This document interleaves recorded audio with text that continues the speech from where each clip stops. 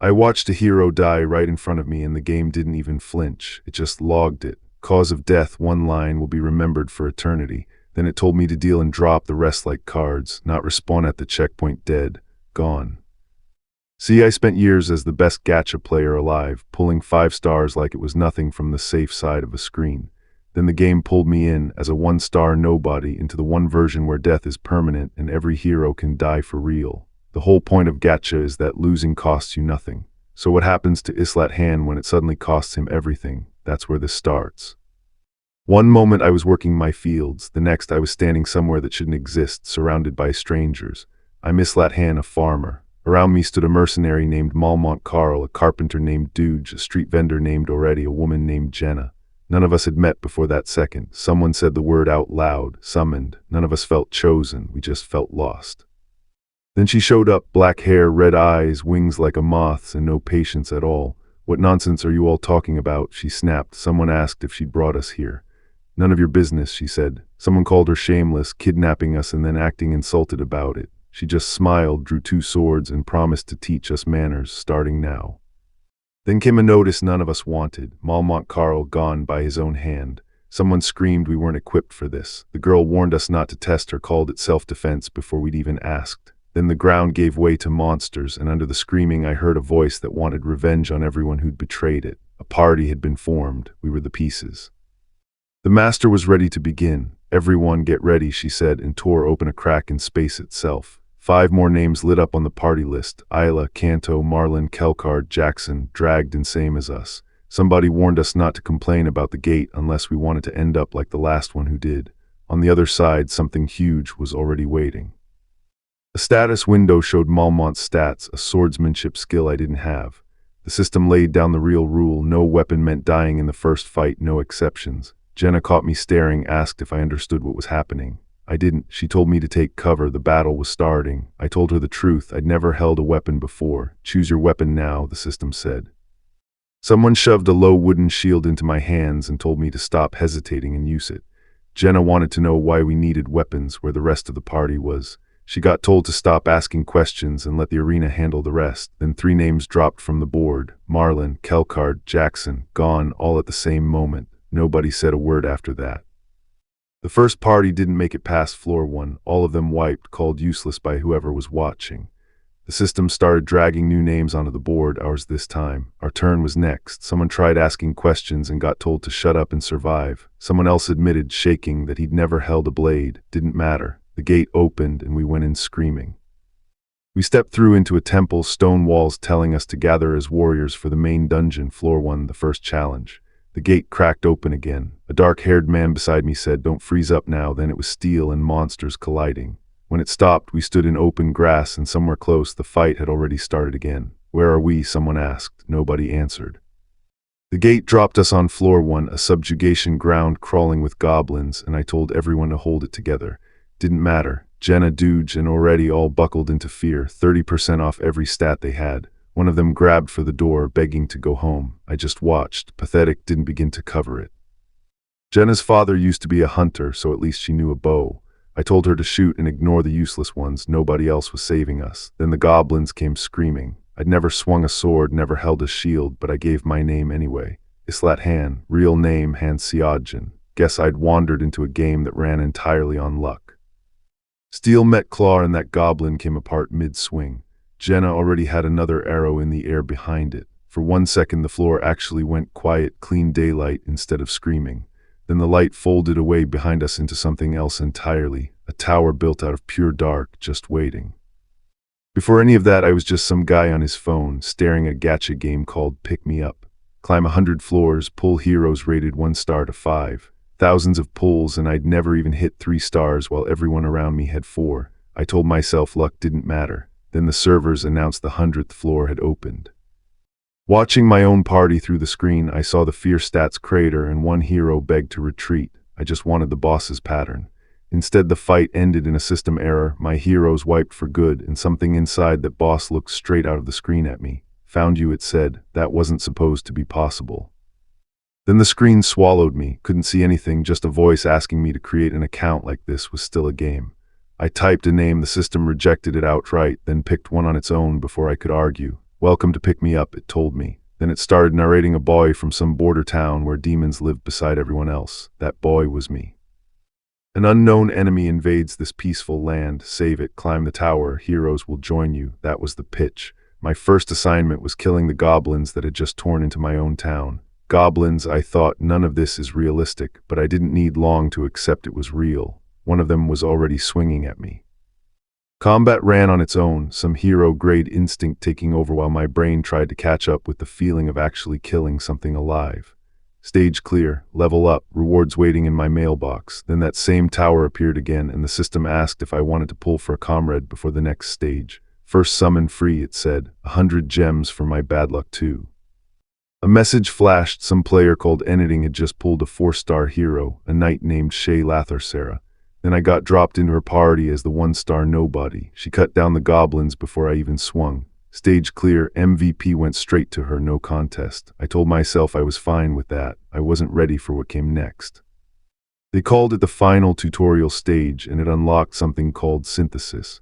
I didn't like the sound of that. Before I could think, someone dragged me toward the master. A stranger, cat-eared, calling herself Isel, sized me up and asked point blank if I was from Earth 2.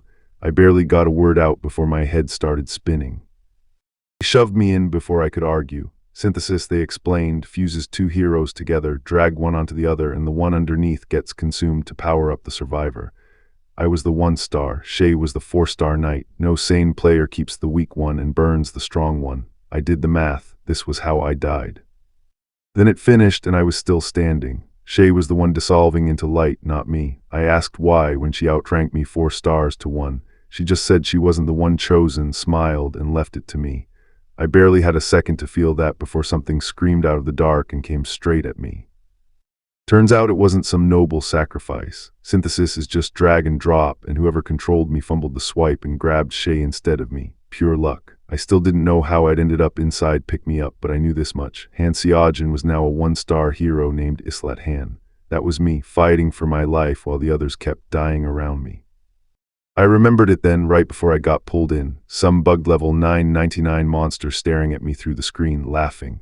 That thing was why I was here, bleeding in a world that wanted me dead. So I looked at what was coming for me and said it straight. You messed with the wrong person. After, the red-haired woman was patching my arm, telling me to hold still. I found out later that players barely control anything. The heroes fight on their own. That's why 1 million people played this game worldwide. You got to watch this world like a god. A ranker calling himself Loki asked if I was having fun.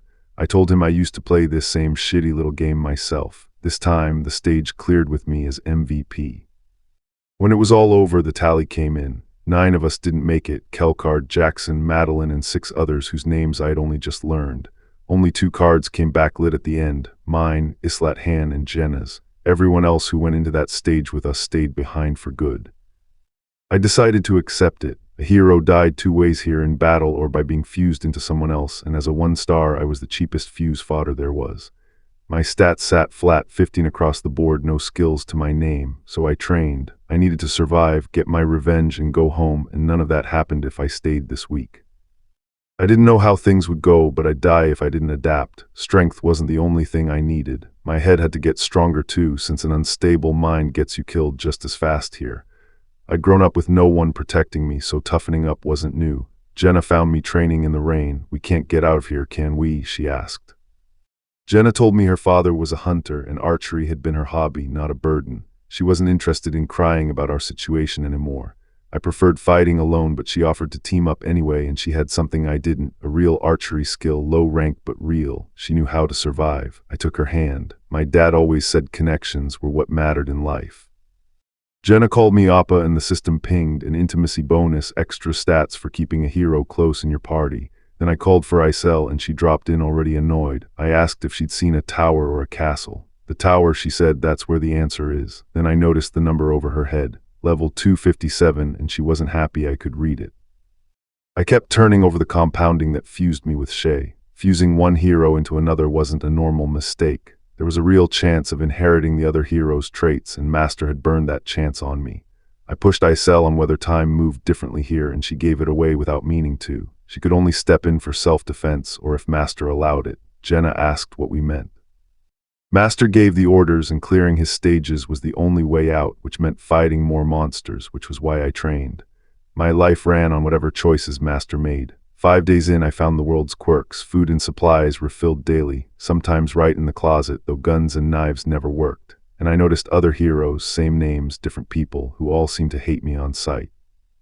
I realized Master sorted heroes into 3 groups. Mentality first, since he had no patience for anyone who panicked. Skill second, high-ranked heroes came loaded with theirs already. Low-ranked talent stayed hidden until Master looked for it. Physical capability came third, mine to control, so I pushed it hard. 3 days in, I'd already picked up 2 skills, low-rank swordsmanship and low-rank shield technique. Then Master logged in, already. After 3 days. Master editing was summoning again, and this time it wasn't just me. 3 notifications hit in a row: Hero Aaron obtained, Hero Toby obtained, Hero Yelson's obtained, all 1 star, all yanked and disoriented, same as I'd been. Jenna barked at them to get ready to fight. A portal dropped gear for whoever needed it. One of the new guys shoved his back, wanting nothing to do with any of it.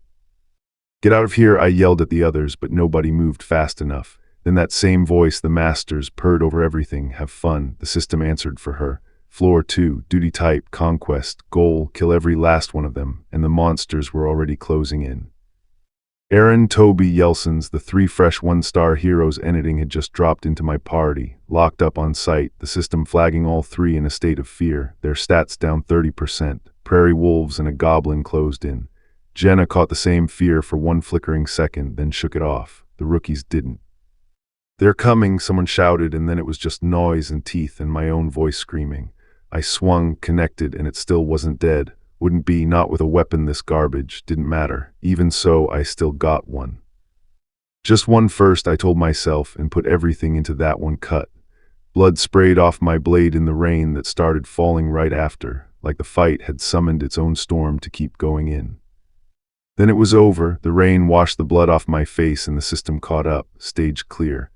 Jenna had turned some unlucky hedgehog thing into a pincushion of arrows before I even noticed, and stopped only when I told her it was already dead. We both leveled up. I took MVP. A reward dropped, then the portal itself lit up. Congratulations on completing the 2nd floor. Proceed to the 3rd. New objective flashed up, plain and simple: complete the 3rd floor. And under all of it, one more line: the Master had logged off. Tiring, I said out loud, mostly to myself. My stats flashed up: level 4, sword technique already at level 3. Progress at least. Why do I even need to fight? One of the rookies asked me. So I laid it out cold. 1 stars are common, that's why we get thrown at the front line first. High-ranking heroes never touch this. We're expendable, plain and simple. Jenna smirked and asked if he was really this scared of a little training. You don't die while training, I told them, but out here you disappear the second you stop fighting. One of them mouthed off, so I grabbed his collar and made the point with my fists instead of words. No excuses after that. Training kept grinding on day after day until we'd finally earned the right to touch real weapons. They called it weapons training. What it actually was: a wooden sword, a quiver of arrows, hours until my hands gave out. Aaron, Toby, and Yelson's never made it to the hall. They went looking for an exit that didn't exist. Jenna swung until her shoulders shook, and when she asked if I was okay, I wasn't sore anymore. Pain tolerant, the system pinged. I'd trained past hurting. Keep going, Jenna said. I won't stop. I told her it hurts, and that's proof I'm alive. Then the system pinged. Basic swordsmanship and basic sword techniques had fused into something new. Basic sword and shield techniques, level 3. Jenna said I was adapting faster than she was. The 3 rookies just begged to go home. I made sure they understood that wasn't happening. 3rd floor threw a wall of monsters at us, teeth and claws all snarling for a fight. I told the rookies straight I wasn't dragging them through this for fun, so save the excuses and go back where it's safe. My sword and shield work had come that far already. There was nothing to the 3rd floor. Jenna took MVP again, and I wasn't even annoyed about it anymore. The rewards were decent: iron and leather, nothing special. That kill was boring, and none of the summoned ones wanted a real fight anyway. Fine by me. Every fight they skip is experience I don't split with them. So we sent them back to floor 1 alone to see if they'd finally swing a weapon themselves. Jenna cleared it before they'd even started. Floor 1 again and again. Each clear paid out experience, and I felt myself leveling past where I'd started. One rookie muttered that the Master wouldn't keep this up forever. I didn't know. Another just wanted to stop staring at their faces. Don't worry, I told them, this is it for today. Then the gate at the center of the base lit up. Synthesis had started. What's that? One of them asked. The answer came up plain. Drag and drop the heroes you want to sacrifice. Heroes who are sacrificed will die. I didn't flinch. Those three had been handed an opportunity and spent it whining about going home. Idiots who don't know an opening when they see one. Around us stood the rest of the base, a synthesis chamber, an armory, a hall for training. I'd been given a chance, a big one, I thought. The small stuff didn't look like much, but the master saw everything, who fought, who slacked. The system flagged me as favored. It flagged Jenna too. Then came the order, Jenna Yelson's into the synthesis center now. Jenna froze. It's okay, I told her, nothing's happening to you. One rookie asked what would happen in there. Nobody answered him straight. Let me out, he screamed. Nobody moved to help. They were sick of covering for him already. Will you synthesize? Yes or no, the system asked. Then the light took him.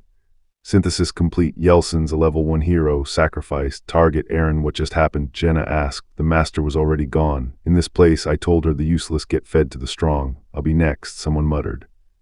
The master's voice rang out again. Next, Han and Yoshi. Some poor guy started shaking before he'd even moved. One man broke down laughing, begging to leave. I told him he could go the second he gave up everything he'd fought for. Then the screaming stopped. Synthesis complete. Someone turned to light and vanished, and Aaron walked out leveled up with a new skill. You got lucky, someone muttered. Nobody argued.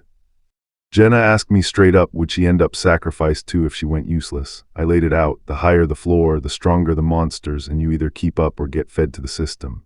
She knew. All I told her was to remember what her father taught her and pick the right side of that line. Next day she came at me swinging, screaming she'd survive. More of them came begging, let me in too. I didn't buy it. Somebody who'd shown up with nothing wasn't earning my trust off one sad story. I asked if he'd even fought a monster before. He hadn't. What he had was a spear, and for someone starting from zero, that's actually one of the strongest weapons there is. I came at him with the spear before he'd even set his feet. Weren't you supposed to teach us? He yelled. How was I supposed to teach him to hold something he'd never held? I taught myself off a scarecrow he could do the same. He screamed, got clipped anyway, and I called it out on the spot. You don't close your eyes in the middle of a fight. Is this all you've got? Day one and already dragging. I don't carry anyone who can't keep pace. I'll cut loose whoever falls behind. Then I asked if he had family.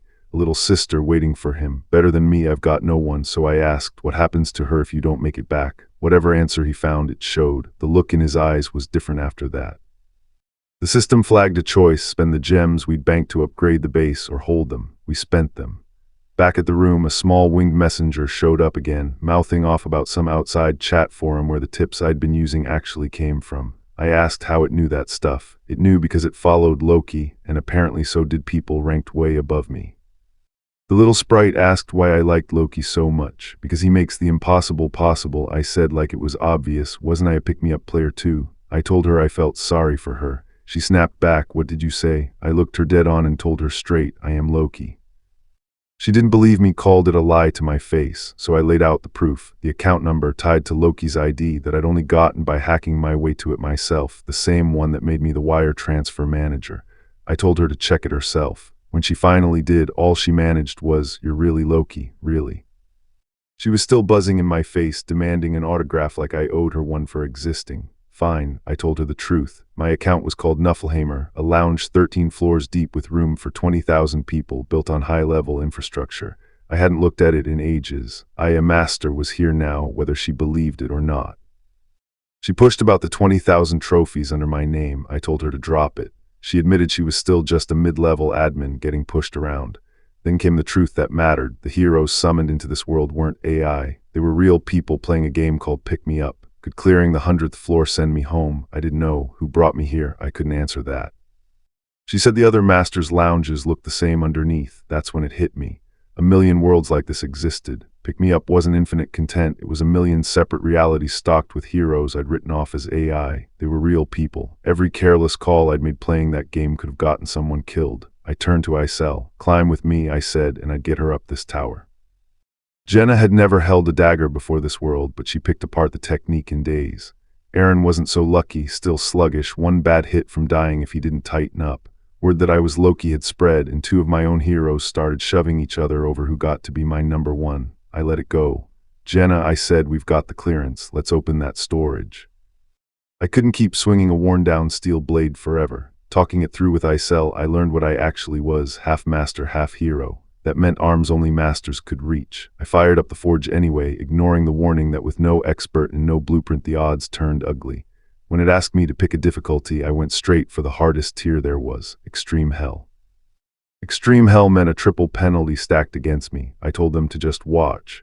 This was a minigame built for masters, one most of them skipped because the payout got dangerous. 3 minutes on the clock and I couldn't even make out the shape in front of me. Didn't matter. Isel called it the legendary 1,000 Hands. The system agreed. Huge success. I'd forged a longsword. Isel screamed with delight at the blade in my hand. The system spelled it out plain. A well-forged longsword, sturdy, light, sharp, its rough materials patched clean by skill alone. Not bad for a first swing at a system built for masters. I kept going, a balanced shortbow, a long spear, an iron shield, each one a complete success. All C rank though, since the materials I had were garbage. When someone asked if I'd keep crafting, I shut it down. Any more than this and it gets conspicuous. I didn't want Master getting suspicious of me. Floor 4 handed us a straight kill order, conquest type, no way around it. Tension was thick before we even moved. Somebody worried a kill might get stolen out from under them, so I made sure the exclusive weapon feature was locked in. No stealing, no argument. 3 of us went in. I took the harpy myself. Aaron, protect Jenna, I said. He told me he'd try his best. The fight turned ugly fast. The system flagged it plain. Aaron's fear spiked and his stats dropped 30% just like that. He was too wound up to fight straight. Jenna carried the weight he couldn't, blade swinging nonstop. Someone barked that we'd die if we failed again, asked if he was fine with that. Get it together, I told him. Don't make a fool of yourself. I'll try not to, he said. Floor 4 went down, stage clear flashed up, Aaron leveled up, and somehow I walked away MVP. The rewards were modest, iron ore, a scrap of leather. Aaron groaned that he hadn't done much. I wondered what came next for me. Then the system added him to somebody's favorites list, and word was I was next in line too. Really, he asked. I made it, he screamed. I actually made it. Back at base, I pulled up the hero cards, my subordinates laid out like a hand I could play. 5 to a party, that was the hard rule. One name stuck with me, a 0-star level 55 hero who'd built 5 divine skills from scratch. I figured I'd run into them somewhere climbing this tower eventually. Night fell before I noticed. Jenna caught me on my way out. Are you really going? She asked. She wasn't walking me out this time. Leave the investigation to you, she said, the rest too, her whereabouts included, and then she was gone. The base kept moving without me. Lodging hit level 2, room for more heroes. The restaurant finished, real food instead of whatever we'd been surviving on. Training center leveled up, faster gains. Weapon storage folded 3 shops into 1 equipment warehouse. The square hit level 2. Somewhere in the waiting room, a woman and the man beside her watched what I was doing. Wow, she said. What happened? Word was this master person had money to burn, pouring it straight into the account. Watching real people fight over pixels felt strange once you remembered they were actually alive out there. Beginning 10 summonings, I called out, excited to see what heroes come. Lightning cracked. There were 2 ways to do this.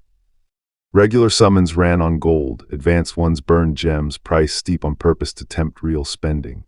New faces dropped and confused, one demanding to know where he was, another swearing it had to be a dream. Quiet down, I told them. I'm not explaining anything right now. Survive on your own or join one of our parties, I said. The winged messenger cut through the noise. Anyone here a carpenter, a blacksmith, a tailor, a cook?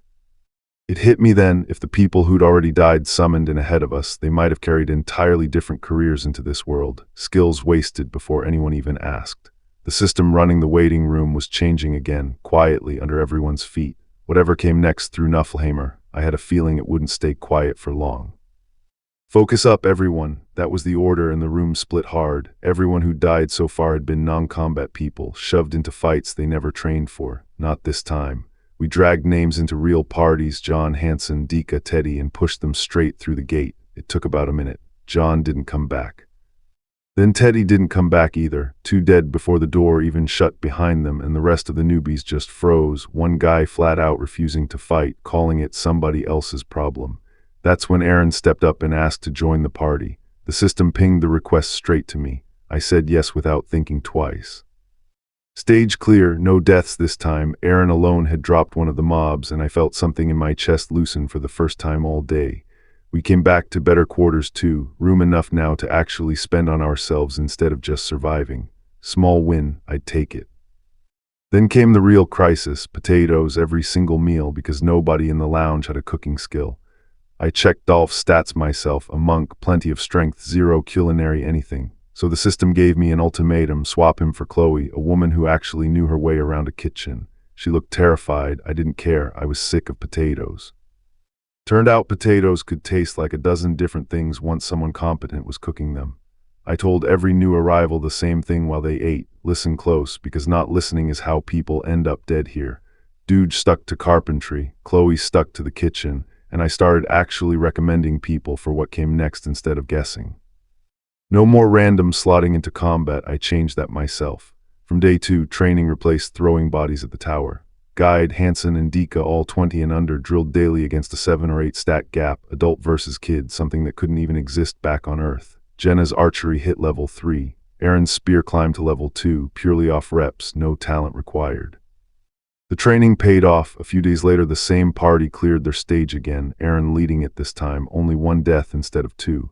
But nobody could say why the master hadn't touched the 5th floor yet. Every 5 stages the difficulty spikes, like a boss stage waiting cold. Even after all that training, I wasn't sure I'd survive it. I wasn't telling Jenna that. By then I actually had a team worth naming: Jenna, Aaron, Guide, Hansen, and Dika on the front line, Enoch and Chloe holding down everything behind it. Not soldiers, not heroes, not yet, just the people who were still standing and still willing to walk back into that tower with me.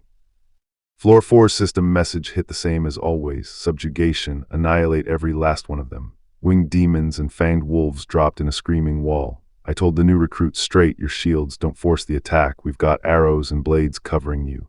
One of them roared and threw himself in anyway. The weak have their own way of fighting, I said, and this time the formation actually held. I stayed out of it on purpose, jumping myself and nobody else gets formation practice, so I let them handle floor 4. Stage clear, lit up, rank A, ore and gems as reward. They did good, I said, and meant it. Behind us, the blacksmith and carpenter were finally turning out real shields and blades, and every recruit we sent up survived longer because of it. 3 people who never showed up to training got synthesized for it. One of them was Dolph, who'd lied about his title the whole time and just hid, waiting for a way out. A few days later, the question came again: next floor. We prepped hard this time. I don't mind you relaxed, I told them, just don't get too relaxed. We got it, they said. Then the light took us. We landed on floor 5 in a dead city. No monsters in sight, someone said. First we checked the city center, I told them, figure out what we're dealing with. Then it hit me. It wasn't only monsters missing. There were no civilians either. This wasn't a subjugation mission. Somebody screamed behind us, cut off mid-word, and something rose out of the wreckage. The bloodstains were old, dried up days back. Whatever happened here happened long before we arrived. I sent Ismail up the clock tower for eyes on the place and told Jenna to scan the surroundings. She went quiet. I'd like to think I'm seeing this wrong, she finally said. There are goblins outside the city, and they're heading this way. How many? I asked. 1,000, someone choked out. The system confirmed it. Floor 5, survival, endure the horde. 1546 goblins, level 7 each. 1,000 goblins, are you serious? Somebody yelled. I wish I weren't, I said. We just need to stay alive for 30 minutes, so we hide, someone asked. We can't hide in a building, not from that many. Our luck isn't good. The clock started counting down from 30 minutes. We split the ground. Aaron took the right pathway, I took the left, and we'd trade off the main path so nobody burned out. Jenna, I said, you cover the intersection. Use your arrows only when you have to.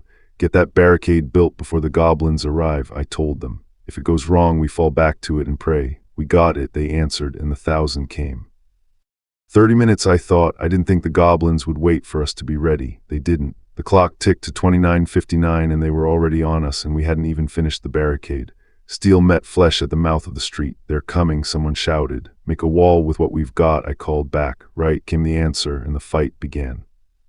20-some minutes still on the clock, and it already felt like forever. Jenna kept it simple for anyone panicking. Block, then stab, one pattern, don't overthink it. I told our people if they were too stupid to think straight, fine, just move on instinct. When someone behind me asked if we'd really make it, I didn't even turn around. Have I ever lied to you? The goblins didn't thin out. They piled up, wall after snarling wall of red eyes, more of them behind everyone we dropped. Somebody screamed out loud what all of us were thinking. We couldn't die somewhere like this, not on some nameless floor, not to things this ugly. I pulled Guide out and put Hansen in his spot. Guide argued he could keep going, said he still had it in him. I didn't have time for pride. Truth was my own body was running on empty too, my sword rank low, my technique nowhere near good enough. Didn't matter. 1 slash was enough if I placed it right. Here's the trick nobody teaches you. Stab, slash, stab again, never waste a swing. Minimum motion, maximum kills, that's how you last through something like this. These things didn't feel fear, they just kept charging like dying didn't register, wave after wave. I called the rotation, pulled Hansen in, and told Jenna to keep Guide covered and pick off anything close enough to touch us. 9 minutes, that's all that had passed, and it already felt like an hour. Guide took a hit and started bleeding, and Jenna was cursing at the horde like it would thin it out. Then Guide broke, dropped into raw fear, every stat of his gutted by 30% right there. I didn't comfort him. Snap out of it, I told him, or you'll be the one carried out. I grabbed Guide by the collar, more or less. Pull yourself together, I told him, you trying to get us all killed. He apologized. I had Jenna stop the bleeding and gave Guide one line that actually moved him. Switch now or Hansen dies. That got through. Then Hansen's shield gave out completely, and I heard him call it over the noise. Guide said he could still fight, so I put him back in and pulled Hansen off to fix his shield. My blade wasn't the problem, and F. Frank's sword still cuts fine, it was me. We could kill these things even dulled, I just had to keep the shield up when the edge failed. 3 minutes left, I told everyone. 3 more, and this endless 30 minutes was finally over. Hansen rotated back in, gassed. Jenna had Aaron covering her flank while she counted her own arrows and didn't like the number. Only a few left, and if even one gap opened, we were all dead. She lined up anyway and put the shot exactly where it needed to go. Around me, everyone was running on fumes, and the clock still hadn't run out. I was mid-swing, teeth gritted, blood already on my face, when something dropped out of the sky right next to me. Jenna hit the ground hard, weapon up, and froze. I followed her stare and my stomach dropped. Guide was down, barely breathing. His life was hanging by a thread. Jenna dropped in beside Guide, breath ragged, hands hovering, unsure whether to pull the weapon out or leave it. I had no time to help. I was mid-swing, teeth locked, damn it, already out of my mouth. She begged him for anything he had left, and Guide, barely conscious, rasped back, 30 seconds. Just give me 30 seconds. I dropped the goblin in front of me and barked at the recruit beside me to fall back, no time to explain twice. He balked, worried about Guide. He's resting, I said, just go.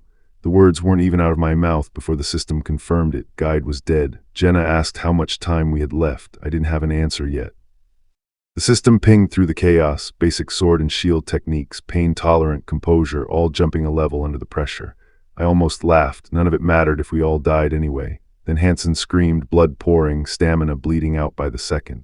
The goblin horde surged forward as one black wave, and someone behind me begged me to save them, screaming they didn't want to die. Someone begged me to save them, and I pulled Jenna and Aaron in close. Grieve for Guide after we make it out alive, not now. Then the system confirmed it. Hansen was gone too. Someone asked if we were going to die here. I cut the bullshit and told Jenna to climb the wall behind her. She refused to go alone, so I promised I'd follow her up. One monster at a time wasn't going to cut it, not anymore. I kept cutting into it while someone behind me pushed back to their feet, yelling for everyone to hurry. Jenna told Aaron to go up next, reaching down to grab his hand. He choked out an okay, shaking, right as the monster lunged again with a roar. I lunged for the monster's leg, screaming that I'd cut its foot clean off, when Aaron went down instead, bleeding, screaming. Someone hauled him up as the system flashed the same warning Guide got. Aaron was on the brink of death now too. Below us, the goblins climbed over each other's bodies to reach the wall. Clever, I spat my ass. Use Aaron's spear, stab them all. Don't let a single one up here, I yelled. There was nowhere left to run if they did. Someone screamed, lost their weapon, panicked. Kick them, I shouted back. 3 of them at once. Someone asked how much time was left. 30 seconds, I said, just 30 more. It felt like an hour. I'm serious, just trust me and hold on. A monster's face roared out of the dark, fangs bared right at me. I spat blood through gritted teeth and forced out 3 words, you bastards. It came again, claws slicing red through everything, and I screamed right back, refusing to go down quiet. I swung again, screaming through the pain, my blade cutting a red line through the dark. Then my legs gave out. I hit the ground hard, and for 1 second, staring at nothing, I actually thought it was over. Lying there, I couldn't shake the thought, was I actually dying here on the 9th floor? None of it made sense. I never signed up to fight monsters like this. Nothing like it ever touched me back on Earth. Then something in me snapped, don't mess with me. This is just the 9th floor. There was no way I was dying in a place like this. I threw myself back at the monster twisting toward me, and something inside me cracked open. The system pinged, new skill unlocked, berserk. I could barely breathe. Every nerve in my body was screaming, but I kept moving. It snarled at me, do you want to kill me? Give it your best shot then, I said, because I wasn't falling here. I cut through it in one motion. Even as it went down, I heard it swear it wouldn't stay down for long. I will never stop, I told them, and meant it, cutting through everything that came at me. Then the mission clock hit 0. Jenna stood over the wreckage we'd made, bloodied but still on her feet. And right as the timer died, I caught a glimpse of what was already waiting for us next, a pack of frost-pale wolves, fangs bared. The system called it stage clear. Jenna, Aaron, and I had all leveled up, and I'd taken MVP. The rewards rolled in, fresh materials to grow the base. For a second, the ground under us finally settled, but looking back at what was left of our party, I couldn't just enjoy it. Jenna laughed, quiet and broken, the kind of laugh that only comes when you're just glad to still be breathing. I reached a hand down to her. "Can you help me up?" she asked. "My legs won't hold me." "Did we survive?" I asked. "Yes," she said. "We just caught this mission at the worst possible time." I know, I told her. I knew exactly what she meant. I got back from the 9th floor and someone shouted that I'd done a good job. I didn't answer. I asked if Guide and Hansen were inside eating with everyone else. "They died," Chloe said, flat as anything. I asked her to repeat it. She did. Then the master called us in to see who hadn't made it back. I trained alone that night until my hands split open. Their deaths didn't hit me the way they should have, not after this tower. What stuck with me was Berserk, the skill I'd pulled out on floor 9. It shouldn't coexist with composure. One kills your reason, the other protects it. That's a bug, plain and simple. I had to guess why I got both. I let it go and told myself to rest. Morning came and Jenna Chai was already swinging that huge sword before I even showed up, needling me for being late because her words, she didn't want to die. Word was she'd picked up a new skill from yesterday's fight. Aaron Delgit hadn't gotten one despite grinding just as hard. My own growth cost was climbing fast, nearly capped at 1 star, and past that ceiling every point costs double. Jenna caught me staring and asked what exactly I thought I was doing. Aaron still hadn't come out of his room, and neither had Owen, both of them close to Guide and Hansen and clearly struggling. Someone said to just leave them be. The regulars weren't like that. They'd only fake effort the second the master looked their way. Jenna and I skipped the commentary and kept training. Alone with my thoughts, I ran the math. A month had passed here, only about 10 days back on Earth. Editing logged in 3 times a day, morning, noon, night, and outside the tower the clock ran 3 times faster than ours. Inside an active stage, though, time synced up 1 to 1. Get that ratio wrong and an 8-hour push would have killed us all without warning. Somewhere else, people were already calling me the Master of Masters. The master waved off my question with business secret and moved on. Then came the announcement. Party 4 was formed, me, Jenna, and 3 strangers, Louis, Joffrey, and Owen. Jenna asked if we were seriously doing this with people we'd never even met. "Don't worry," the master said. "She'd be handy this time." The ground split open into a crack of time and space, and the 5 of us walked straight into it. Owen introduced himself, said with my stats he doubted I'd be much use. "Don't worry," came the reply. "You won't have to fight." The system pinged. Party 4 had entered the lowest ranked daily dungeon, Condrit Forest mission, collect materials. Jenna scanned the tree line for enemies like it was floor 9 all over again. There weren't any. This place was just a chore, and I got handed actual trash to throw in a bin. Every branch I picked up counted toward a pile that turned into lumber if we ever found a carpenter's shop. I'd actually hoped for a break today. No such luck, because Jenna decided the real mission was meat, deer, boar, whatever. She wanted dinner. She took off into the trees at a dead run, spear ready, yelling that she'd found something and to wait for her. Jenna field dressed the kill without flinching, drew the blood, skinned it, gutted it, and packed every scrap into the storage window so nothing went to waste. She was sick of eating nothing but potatoes and sent me off to keep hunting. I watched the timer count down on how long we had left in the dungeon, pushed past a waterfall, and finally found what I was looking for. What I'd found was the Queen of the Forest, a rare monster in this dungeon that carried a real prize, a low-rank attribute stone used for promotion. It didn't always spawn, but it wasn't hard to find once it did. A deer watched me from the tree line, calm for exactly 1 second before it split open into something with blade antlers and a wolf's hunger. I drew my sword. The thing mocked me mid-fight, said something about how good it must feel with everyone around me dead. I didn't have a clever comeback. I mislet hand, and all I said was bring it on. This dungeon rotated its map by the day, Estalta Mine, Condrit Forest, Simmel Plateau, and on Sundays every location opened at once, knowing the schedule mattered almost as much as the fighting. Meanwhile, somewhere else entirely, a monster's shadow sent men scattering through the trees, one of them screaming, denying everything, before a black-haired swordswoman cut through the panic and asked him straight, was he Han? Could he not see what was in front of him? I only found out what that meant much later. Jenna hauled back 2 deer and a boar, enough to feed everyone for once, though she warned me the head's meat tasted awful. She kept it anyway because you can tell a deer's gender from its horn, and a female with a horn where there shouldn't be one meant this was the queen. Then the system pinged, skill awakened, hunter of the forest. Promotion got a lot easier for her.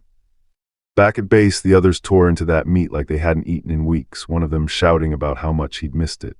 The dungeon reshuffled its map by day, and today's draw was the Symbol Plateau, a place that paid out in different elemental stones.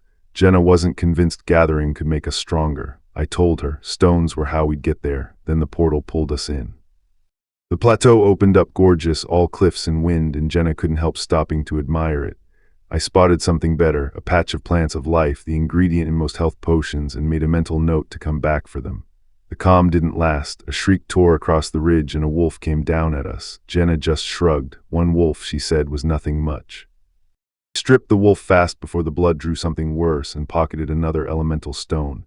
Jenna called it peaceful, just hunting and gathering, and wished it could stay this way forever. So did I. This would be paradise without a master. I wondered if the ones who died before us hoped the same. Fighting isn't everything, and she didn't need to worry, I told her. Everyone from before was already synthesized. Jenna asked if I was making room for her going forward. I told her if things got easier, we'd figure it out. I wasn't ready to promise anything yet. A few days later, we got pulled into Floor 6, an exploration mission into unknown territory, and Dika officially joined my party. No enemies in sight yet. We were already on the 5th stage. I told the new recruit hiding your body doesn't mean lying flat on the ground. Mana was thin, so panic would kill us faster than any monster. 3 level 8 goblins carried a war horn, meaning backup was close. Jenna spotted a village behind them, over 100 strong. It was a trap. I called it fast. Jenna takes the right. Aaron puts a spear through the other's head. The ambush hit exactly like we planned for. Goblins came out of the dark screaming, and I cut through them one after another. No room to think, only to move. One tried to raise its horn to call the whole village down on us. I didn't let it finish the thought. Its head came off before the sound did. That horn never sounded. Stage clear flashed up, rewards dropping in, gold and gear nobody argued over. Someone asked if it was finally done. It wasn't. A goblin camp that size didn't just happen, and I wasn't leaving until I knew why. I told them I'd go take a look around and walked off with the blood still wet on my sword. The hint we got pointed straight at the next stage, and random exploration missions like this one never come without a reason baked in.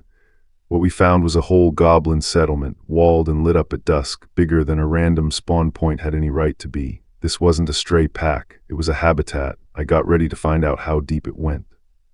Why'd you run off, they asked. Just scouting, I told them. Floors like this pull in linked guest streams tied to another player's account. How sharp they are depends on how competent the player's master is. I was still chewing on that when Jenna grabbed me. Strange people armed, something off about them. The pledging waves mercenaries had found us, 5 heroes moving like one linked unit. I later learned the master spent real blood gold on something called a human promise, right before pushing us toward the 4th floor, enough to make people nervous. Chloe got waved back to the kitchen, told it didn't concern her, and the party was dismissed for the day. In the yard, a cheerful redhead walked up to a quiet, dark-haired stranger and said hello. She barely answered. Her name was Eds Callan, a 2-star thief, quick hands and low strength, warmer underneath than the cold face everyone teased her about. I sat down across from her and asked for a minute. What did she remember about ending up here? Not much. Just that she'd been summoned to fight, and pushing past that gave her a headache, so I asked if she knew what synthesis was. I'd been pressing Eds Callan about what she remembered, and it turned out she'd been a mercenary before all this, running with an outfit called the Pulverizing Wolves back in a city named Haltza. Cry practically swooned at that, calling it romantic, and for a second Eds actually looked embarrassed. Then a voice cut through it all, calling her and 4 others by name. The master wanted them. Now. Eds and the others she used to run with, Avent, Jake, and Wave Benjin, got called out together, and I watched them fall back into old rhythm instantly, joking about someone stealing a chicken like no time had passed. The system caught up fast, party renamed, heroes dragged in, and just like that the Pulverizing Wolves mercenaries were reformed, Avent slotted in as team leader. The newcomers walked in wrong, armed already, moving like trouble was coming. Jenna trusted Eds but wasn't sure about the rest. Then one of the softer heroes tried leaning on me for protection. No offer, no effort, like strength owed him something for free. I asked him who exactly had been carrying dead weight through every fight so far. None of them were within reach of Dika, not close. While Dika bled through real training, these guys spent their free time eating the meat Jenna hunted and calling it earned, skipping every lesson Chloe or the artisans offered. Guys who barely dodged getting fed into synthesis while playing hardworking. I didn't raise my voice. Get lost, I told them, before I get angry. That anger sat behind my eyes a beat longer than I meant it to. Later, looking out over the base, I told someone not to pity the ones who'd slacked while Aaron fought with his legs cut open and bleeding out. Then I spotted Dika, bruised up bad, and asked if he'd just fought. Some kind of duel, he said. Somebody'd requested it. I told him to rest. Stage clear, the mercenaries barely broke a sweat, calling the whole floor weaklings, not even zombies worth the trip. That's when a stranger sized me up and asked who I was, and one of Ed's old crew got in my face right back, all attitude, no patience. Their captain finally stepped in and introduced himself, Avent Drewjigs, leader of the pulverizing wolves. I gave him my name, Islat Han. A weapon on me got him asking if I was a mercenary too. A farmer, I told him, and watched that land wrong on his face. Then came the real reason for the summons. The master had started synthesis again, sacrificing heroes to power up whoever got chosen, and a crowd of confused, freshly pulled people were being marched toward the chamber without being told why. More names got called, heroes barely through the gate, no warning, no choice in it. This is wrong, I said out loud. They deserve a shot before getting fed to someone else's level up. Then I watched it happen anyway. Jakin lit up with power that used to belong to somebody else, while the ones still waiting their turn started begging to be saved. The master ordered everyone to stop the runners, and I just watched, unreadable. She pushed Isel to warn the wolves anyway, some line about not knowing a 1-star's worth until you've already burned them on synthesis. I kept thinking about how much this place had already changed people. Then one of the wolves snapped that I was in his way. I just asked him plainly, why wasn't he happy? One of them swung on me like he meant it, screaming that I was a lunatic, then admitted after the fact he'd missed on purpose. Avent, their leader, shut him down and said it was too late in the day for this. Then Avent turned to me and asked if I knew who they were. I did. He just smiled and called me fresh meat. The system flagged it instantly. Hostility formed with Avent, Jakin, Wave, and Benjin all at once. The master cut in, insisting heroes couldn't fight each other, and asked if I wanted the penalty for it. I didn't buy that it was really forbidden. I called them a thief troop playing mercenary and told them I'd cut them in half if they kept crossing lines. Isel just sighed that guys like them would only slow us down. So I opened a duel request against Avent. The system reminded us both, duels settle conflicts between heroes and either side can tack on special conditions. Avent asked what he'd even done to deserve this. I told him to think of it like getting bitten by a crazy dog. Then I laid out the real terms. If I won, I'd consume him. If he won, he'd consume me. Avent agreed. The system locked it in, a duel with synthesis itself on the line. Winner takes the loser's power for good. Somewhere above it all, the master just smiled and said it was interesting. That was the moment I knew there was no walking this back. While the terms locked in, Jenna Chai got told to walk the others back to the dorms, and she asked if I'd be okay alone. Someone needled me, asking if I thought I'd lose. I just said, guess not. Then the master made it official. The duel between me and Avent was on, and all we said back was that we'd do what we wanted. Avent told me flat out he wasn't going to kill me. He needed me alive to sacrifice.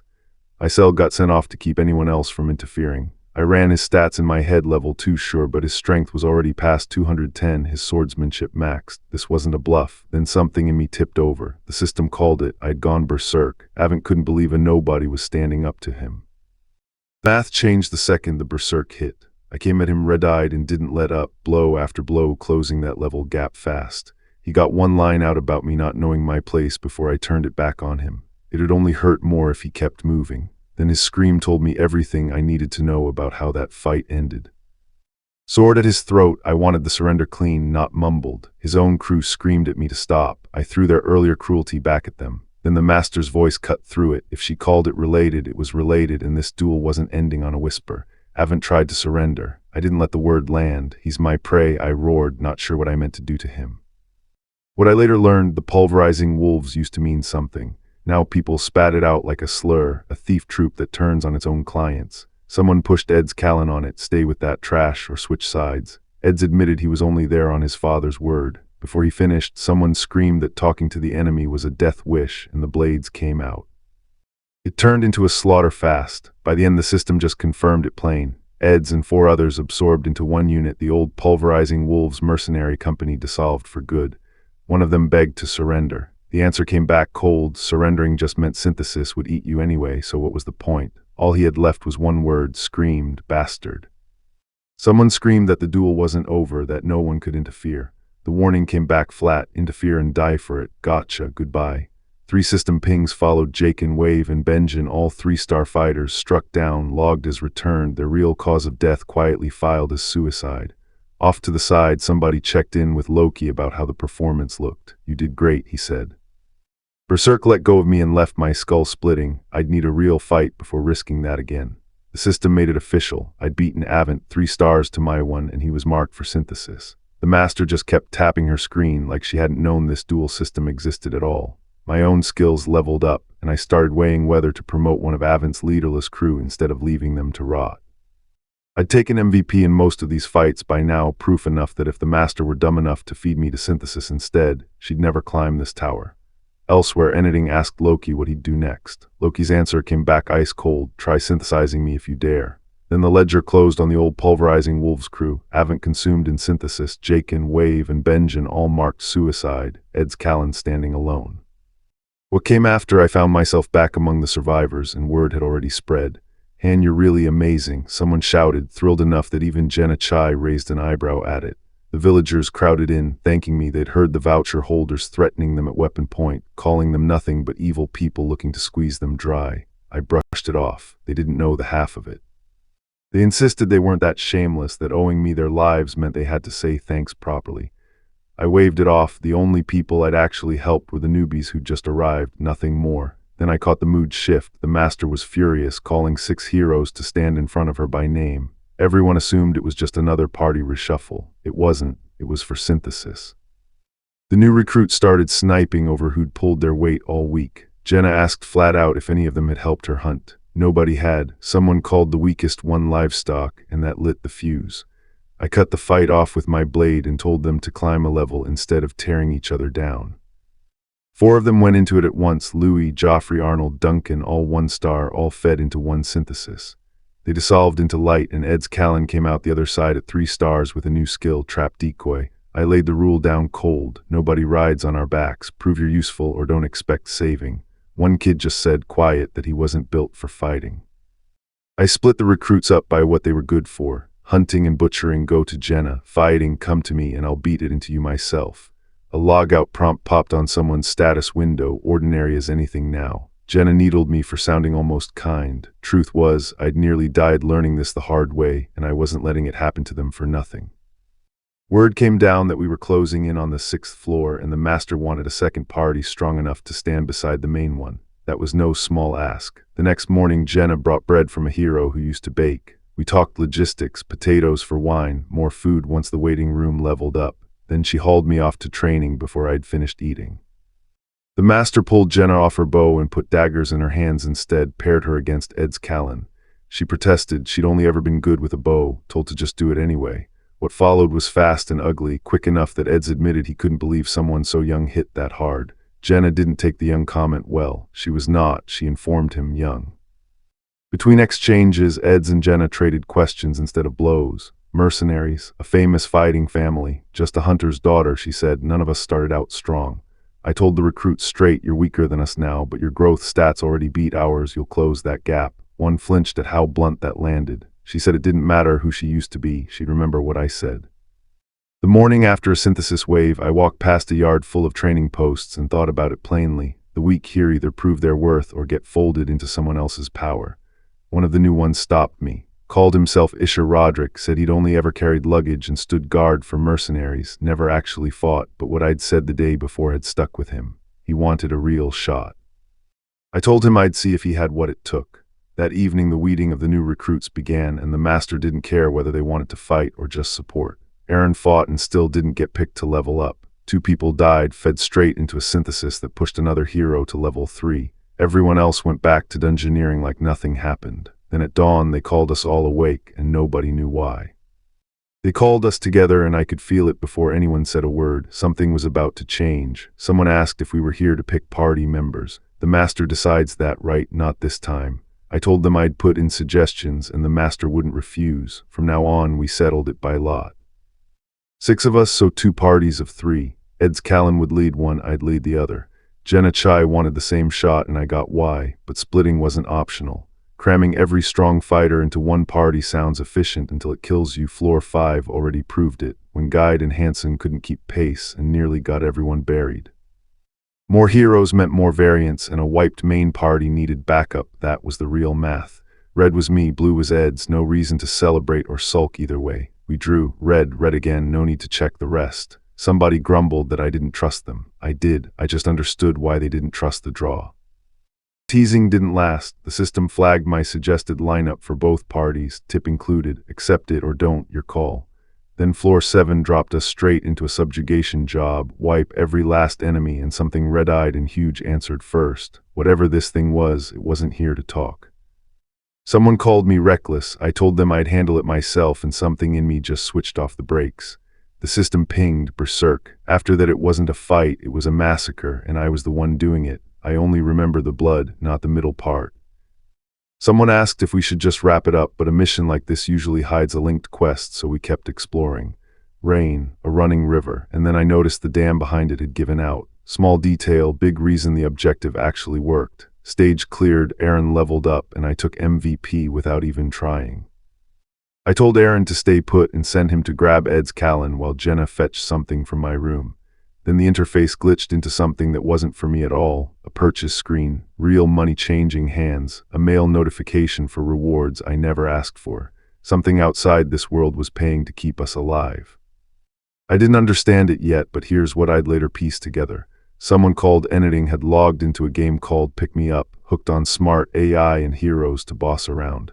He'd already burned through 2 high-rank summons chasing the next rush. To him, this was entertainment, giving orders, watching people like me obey.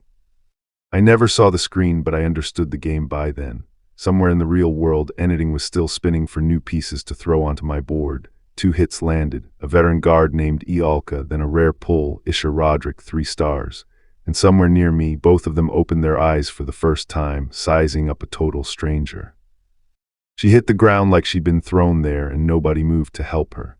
Ed's figured her for nobility on sight, said no one but a pampered noblewoman would show up dressed like that.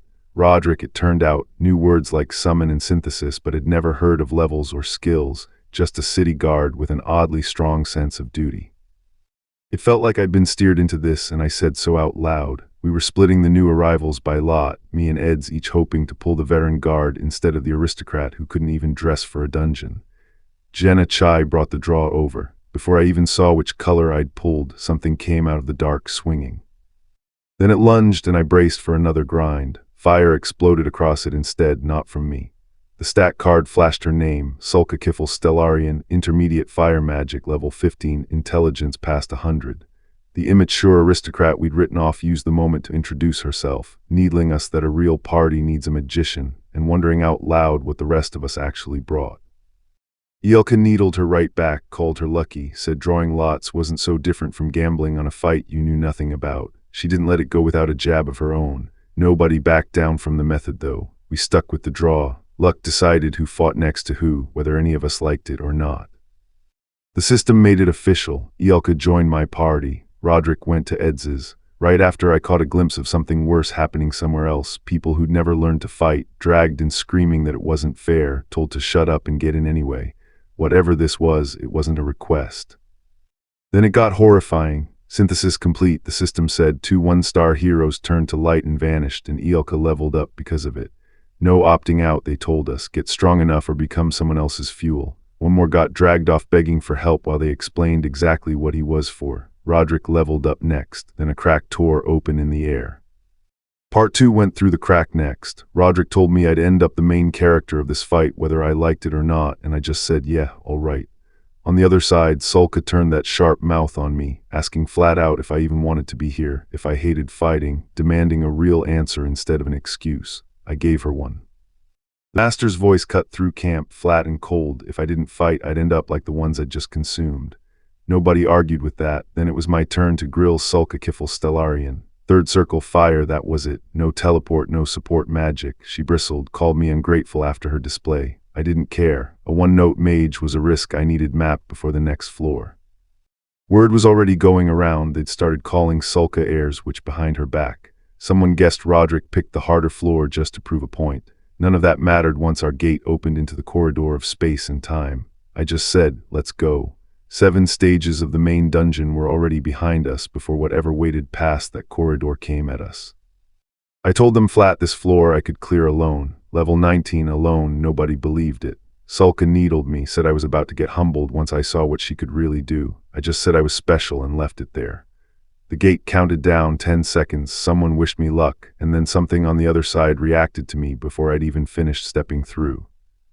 The floor greeted me loud, some voice needling why I'd even bother, telling me to back down. I shut it up fast, caught myself grinning anyway, wondering if this was payback for something from last time or some kind of test.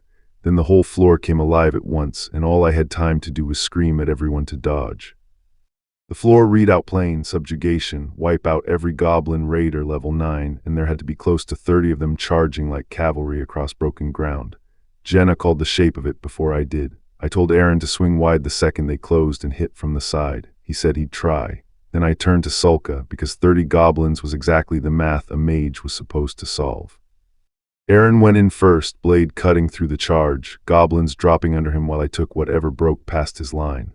Ugly, fast work, no room to think, just swing and trust the guy next to you. Somewhere in the middle of it, I felt something building behind me, bigger than anything Sulka had shown yet, and every instinct told me to buy her more time. I called Aaron off to hold the flank and rounded on Sulka. Cast, I told her don't make me regret picking a mage who's only shown me fire so far. She didn't flinch, said she needed time. How long, I asked. 1 minute. Just cast, I said, and turned back into 30 goblins because a minute was a promise I now had to keep. I threw myself back in, cutting a path just to buy her those 60 seconds. Then Sulka's eyes closed and she said 2 words, Legrand Cetus, and the whole field went up in fire I hadn't seen coming. That's magic, I thought, actual magic. I told Aaron to seal off the line aimed at Jenna and let me keep grinding through the rest. I was running the math out loud, figuring I could block the goblins with a shield and buy Iolka the time she needed to finish her spell. She wasn't having it. Forget the barrier. She screamed at me and I barely got clear before the whole field went up in fire. She couldn't move while she cast. That was the real problem. The system finally put her full card in front of me. Iolka Rivel Strasher, 3 stars level 2. 36 intelligence against 7 strength, a pure glass cannon build. Skill listed, intermediate fire magic, level 2. Given what she just pulled off at only level 2, that number was going to matter a lot. Another raider's mount came at me jaws first, all teeth and noise. I didn't wait around to admire it. 3 fast cuts and it dropped before it finished its own roar. The thing wouldn't stay down and I could feel it wearing on my arms with every swing. Then someone screamed my name. I turned just in time to see Iolka's spell finally go off, fire swallowing the whole field way closer to me than I would have liked. Iolka went down screaming right after, no barrier up while she cast, and I dragged her upright half furious. You're casting with 0 defense, that's reckless. The open ground wasn't safe either, so we picked a forest we hadn't checked in a while. The plan was simple, cross the tree line and start casting the second we're inside. Even she wasn't sure her own magic would hold. Do you hear what I said? I did. Iolka snapped, still complaining as we pushed her toward the tree line. Someone joked that dying solves the being treated badly problem fast, which shut her right up. I waved Isher in too. He spent this whole war carrying bags and standing guard, never actually fighting. This time he just said go ahead. Something in me snapped again and the system flagged it, berserk, second time today. I was running on fumes, but the goal wasn't winning, just buying time. Then a raider came in on his mount at a speed that caught even me off guard, fast, too fast, and I had a bad feeling I knew exactly why. Whatever hit the ground next made me flinch, someone down and hurt close by while I was still mid-swing. This side's keeping pace too, I muttered, half impressed despite myself. Bait and switch, huh? Then the thing crouched low and its voice cut through everything. It was done with my speed and it meant to take it from me. That's when the real fight started. The system pinged again. I was out of berserk. Just like that, the strength drained out of my arms and my legs turned to lead. Damn it, my stamina. I barely had time to curse before a raider came thundering in on some horned beast, faster than anything I'd fought that day. One of my partymates threw himself in front of the pack, yelling that he'd pull them all off me. Just deal with whatever came straight for me, he said. Behind him, Iolka was still catching her breath. Then she called out that her spell was finally ready. The rider bore down through the dust, jaws wide, and I didn't wait to find out how it ended. I lit up blue and shouted for it to get lost, driving it back. Somewhere off past the tree line, something else went up in a wall of fire. For a second, every one of those monsters was bearing down on me at once, teeth and horns and nothing else. Then I felt the heat building at my back. Iolka already had her hand up, eyes burning red, calling the fire like she'd done it 100 times. That stretch of grass was the last quiet thing I saw before it hit. The horde came again, and this time Iolka didn't just flare. She let it all the way off the leash, red pouring out of her palm like she'd finally stopped holding back. The blast went off and put me flat on my back. Lying there in the dirt, all I could think was what incredible power. Even Iolka looked shaken by what had come out of her own hand, like she couldn't believe that was magic either. There were still more of them. I called for Aaron and the others to finish it while I pushed back into the fight, tired and slower than I wanted to be. But if I couldn't win this one on power anymore, fine, I'd win it on skill instead. Iolka grinned and asked how that felt, and the thing I'd just cut down whimpered and dropped. My party mate offered to cover me if I needed the rest. I told him he was starting to sound cocky, and went back to cutting a path through what was left of them. Another rider broke off the pack and came straight at me, wolf at a dead sprint. I met the charge with everything my arms had left, steel ringing off steel until the wolf went down in a burst of sparks. Behind me, Iolka's eyes lit gold. That stare I already knew meant something huge was building. Iolka barely dodged one that got too close and laughed it off, shaky. Then she screamed at me to run, Appa. The spell wasn't ready yet and she couldn't move to defend herself. A pair of red eyes locked on through the smoke. Shit, Aaron, run, I yelled, and Aaron peeled off just as her fire finally tore loose. The fire didn't just hit, it swallowed the whole stretch of ground in front of us, one long column of it screaming upward. When it finally died down to embers, I actually let myself hope this was it. Then more shapes broke out of the smoke behind them. Damn it, I thought, they were still coming. Right as the flames should have been burning out, one word cut through everything: transcend. I didn't know if that was Iolka's spell breaking past its own limit or something in me reacting to it, but the fire surged again, brighter, wider, like it had found a second wind neither of us had planned for. When the light dropped, Iolka was still standing in the middle of it, blade out, robe smoking, like she just ended a war alone. I pulled myself out of the wreckage in silence. A scorched trail led to one last raider, burned out and done. Then the system caught up, stage clear, and Aaron and Iolka had both leveled up. One of ours stared at the wreckage and said it plain, 20 raiders gone in one spell. Iolka ate it up, laughing that she told us her magic would surprise everyone. Then she buckled mid-sentence, mana completely spent. That's the cost nobody sees on the flashy cast. For that whole minute of charging, she can't defend herself. Somebody has to stand over her every time or she dies mid-cast. Raiders like that weren't common, I'd learned. Take the armor plating and endless stamina off a war machine and you'd have the idea, built to grind a line down. Power like that earns respect, not comfort. I looked at the four of us standing bloodied but upright, Jenna Chai included, and it hit me. I was slowly becoming less the center of this fight and more just a piece of it. The next day I had one job, build a magic facility at the base. I tapped through construction one at a time. The research lab went up first, unlocking skills to study. The alchemy lab followed for synthesizing gear. Then the library for the mages, with the training grounds that made a fourth building, the new magic hall. So why did looking at it make my stomach turn? I later learned where Iolka's fire came from. Someone drove her through drills so brutal she couldn't stand afterward, screaming at her to go faster while she broke. Her spells hit that hard partly because of custom-made magic clothing, passed down through her family to amplify a mage's output. Even gear like that wasn't enough alone. It took years of training just to use it right. Back at base I caught Eniding doing nothing but watching through Iolka and said so out loud. Didn't matter. We finally had a mage, we were close to the 10th floor and the magic hall was standing. With materials pulled from 3 dungeons sitting in storage, it was time to turn them into potions. Eniding logged off after I called it out. Jenna kept Iolka running laps anyway, no excuses. I stepped into the magic hall for the first time. There was a book on the shelf, completely unreadable, so I skipped straight to the cauldron and started.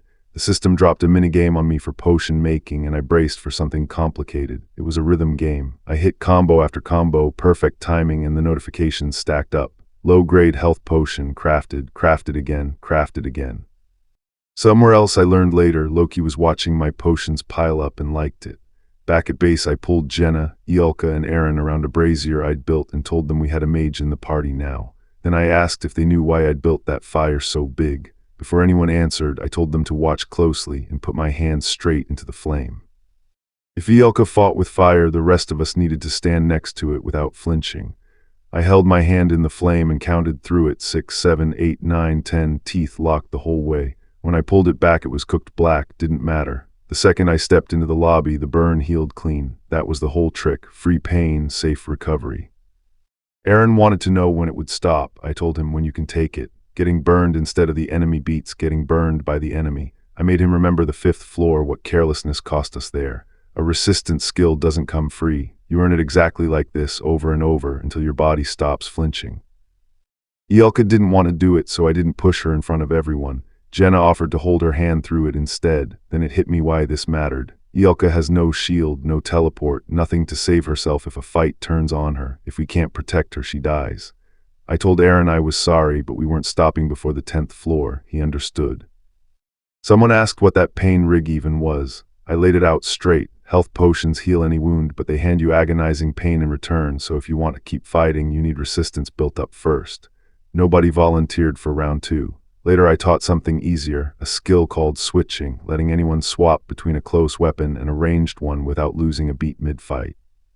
I saw the problem fast. A triangle formation with just Aaron and me couldn't keep Ielka standing, not without a second mage backing her up. So I called it. Training starts tomorrow, and whichever party could spare the numbers would push ahead to floor 10 first, banking real experience while we drilled the rest into shape. A cooperation quest wasn't the danger. What we'd already survived was, so I shoved my own hand into the fire, felt it burn straight through and gritted past it. It hurt like hell, but when the pain cleared, the system confirmed it. I'd earned fire resistance. Jenna caught me mid-burn and lost it, demanding to know why I'd hurt myself. I told her flat it protects Ielka. She backed off and I laid out why it mattered. Ielka's fire magic was already class 3.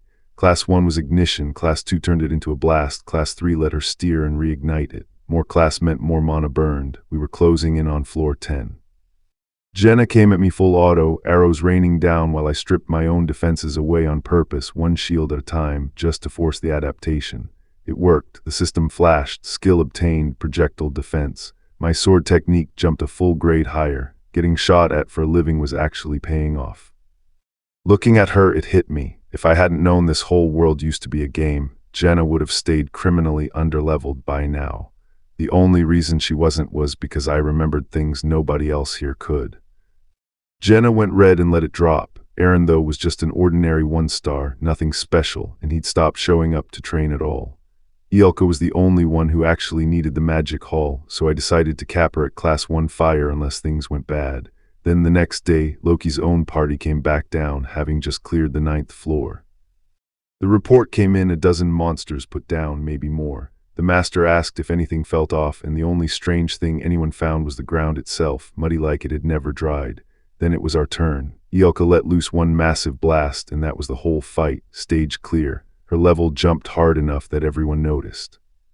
Our gear caught up fast, armor enchanted a rank higher, 2 more of us handed daggers as backup weapons. Stats and skills alone wouldn't have carried us this far. Then we stepped onto the 10th floor and the master admitted it herself. Most parties climbing blind through these random, deadly patterns never get a second try.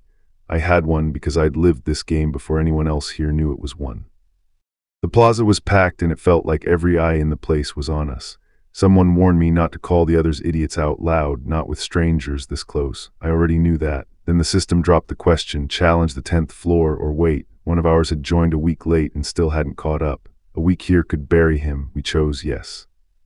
The gate tore open between time and space, blue light swallowing the doorway whole. For us this was life or death. To the master we were replaceable pieces. If we get wiped out, she said, I'll just summon more. One of the newer heroes swore he could fight. The system disagreed. Anyone who joined a week late as a level 1 couldn't catch up. Each party could only hold 3.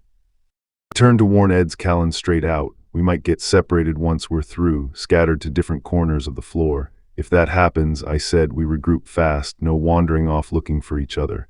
Ed studied me for a second before asking the obvious question. How exactly were we supposed to do that? Get to the center, that was the order. One of my people grabbed a hero ready to bolt and screamed him straight in the face. I told them no. I promised I'd get him up this tower myself, and the light swallowed us whole. We landed in a street full of panic, a kid crouched in the dirt muttering we were all going to die. A man nearby screamed it louder. He swung at me anyway, some terrified stranger with a sack over his shoulder, screaming in my face like I was the monster come to end him.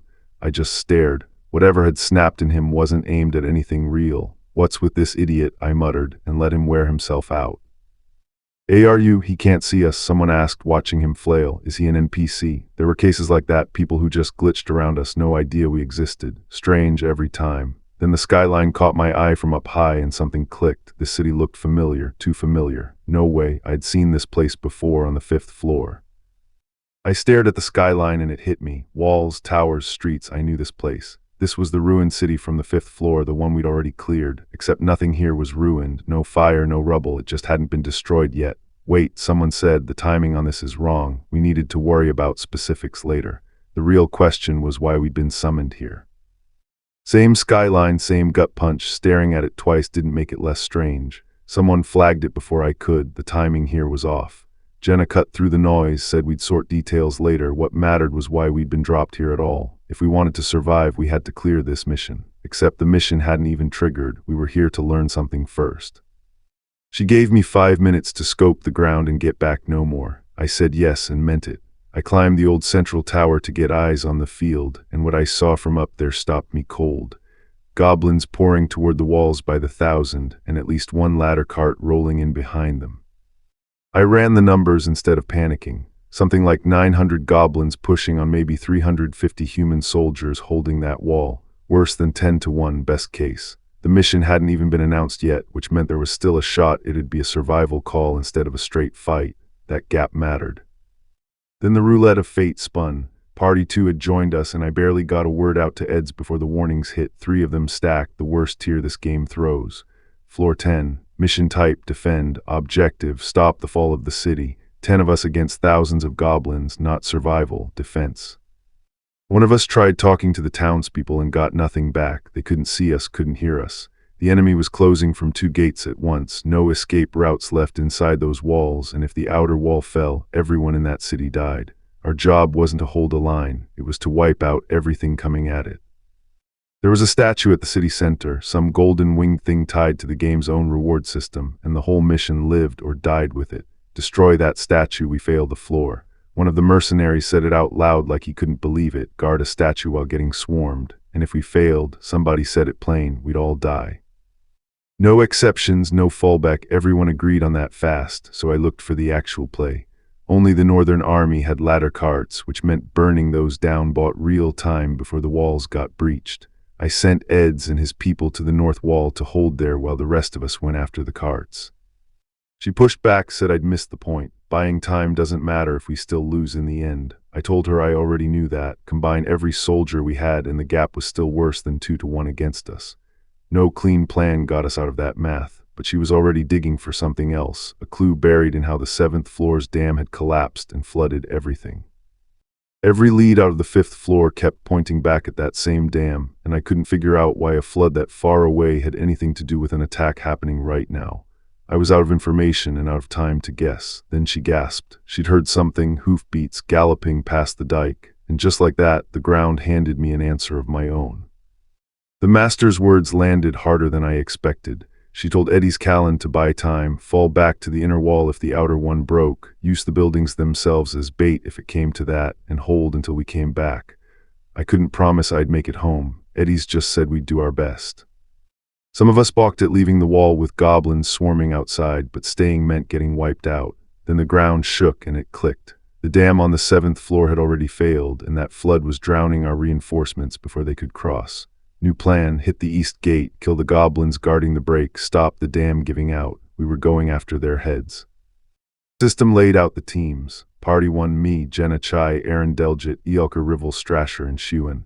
Party 2, Usher, Eddie's Callan, Dika, Roderick, Sajan, and Macon. 2 full squads, 10 of us total, splitting the work between the east gate push and holding the inner wall. Everyone had a slot now. The order came down again, sharper this time. Cut the east gate, kill the goblins, save the dam. While we moved out, the city behind us was falling apart a different way. Guards screamed at the refugees to hurry to the inner wall, line up, no cutting in, one at a time. Somewhere in that chaos, someone barely got clear of a blade meant for them. At the gate, I split the job up. Jenna went ahead with Aaron and Eelka to scout outside. Ammon manned the pulley. Balka stood ready to cast the second it opened. Then the gate started moving on its own, grinding open before anyone touched it. Nobody had given that order. Something on the other side already had its hands on the mechanism. Balka tore a path open with magic, and we moved to keep the goblins from swarming back through the gap. Somewhere close, a commander screamed at his own men to hold the line or die trying. Jenna cut down anything that got close. Then Eelka let everything go at once, fire big enough to light up the whole field, something fast streaking out right behind it. Something huge came out of the smoke, and I put it down before it got the chance to hit back. Whatever was still standing on their side didn't have any fight left in it, just muttering about being abandoned by its own goddess. Then the rain started hard, and I caught Eelka looking up, wondering out loud if the water would kill her flames first. The rain kept pouring, and Aaron was yelling through it at whatever monster was still thrashing out there. Someone called to send it flying, and Eelka answered with everything she had, slamming straight into it. The one rule was don't blow up the gate, so we pushed the blast outward instead. Then the whole field lit up and burned. "Jenna, Aaron," I called out as they pushed ahead toward the gate. Someone handed Jenna a vial, 1 drink per use, no more. "I know," she said, and Aaron just grinned, said he could push 100 times harder than that if it meant getting through. Then a voice turned on me, asking if I still meant to follow into the fight. I didn't hesitate. The order came plain: report to Epps. She'd tell me what to do, and if I still wanted the fight after that, it'd be acknowledged. "I understand, sir," I said. Then the gate started closing behind us again, rain hammering down past the flames. The escape route sealed shut. Forward was the only way left. Something ahead screamed it would kill us all, and the call went out for everyone to take position. "Eelka, stage 1, I told her. Exhausted or not, all she had to do was blanket as many heads as she could in fire. "Okay," she said. The rain came down harder, and someone shouted the warning. The horde would push straight through the flames to reach us. A countdown started ticking toward her next cast. 20, 19, 18, falling fast. The count kept falling. 15, 14, while the line held by inches, blades meeting claws in the dark and the rain. I watched a hit land hard on our side. 13, 12. The goblins kept coming in waves, relentless, and every number that ticked off felt like it was measuring exactly how much longer we could actually hold this. 5, 4, 3, 2, 1. The second it hit 0, Eelka let it go. A wall of fire ripping straight through the horde in one sweep, burning a clean path through them. For a moment there was nothing but light, and where the goblins had been, there just wasn't anything anymore. "Run through," someone yelled as we pushed past the burn. The heat cut through my leather armor, but it was bearable, and I thought again how lucky we were to have Eelka in this party. Then the rain picked up and started drowning our fire barricade fast. Eelka cast again. Aaron got the order to cover our right flank. "Leave it to me," he said, and the countdown reset another 20 seconds. 19, 18, the count dropped again, and I shoved forward, using the burning wall itself as cover, telling everyone to move up while the fire still held. "Change positions," rang out, and the second the timer hit 1, Eelka let loose again, another sheet of flame tearing down the line. Jenna caught my eye. "He'd keep doing this," she said, all the way to the gate. Then the whole horde came into view at once, goblins packed shoulder to shoulder as far as I could see, arrows raining down through the storm, and beyond them, the gate we were fighting to reach.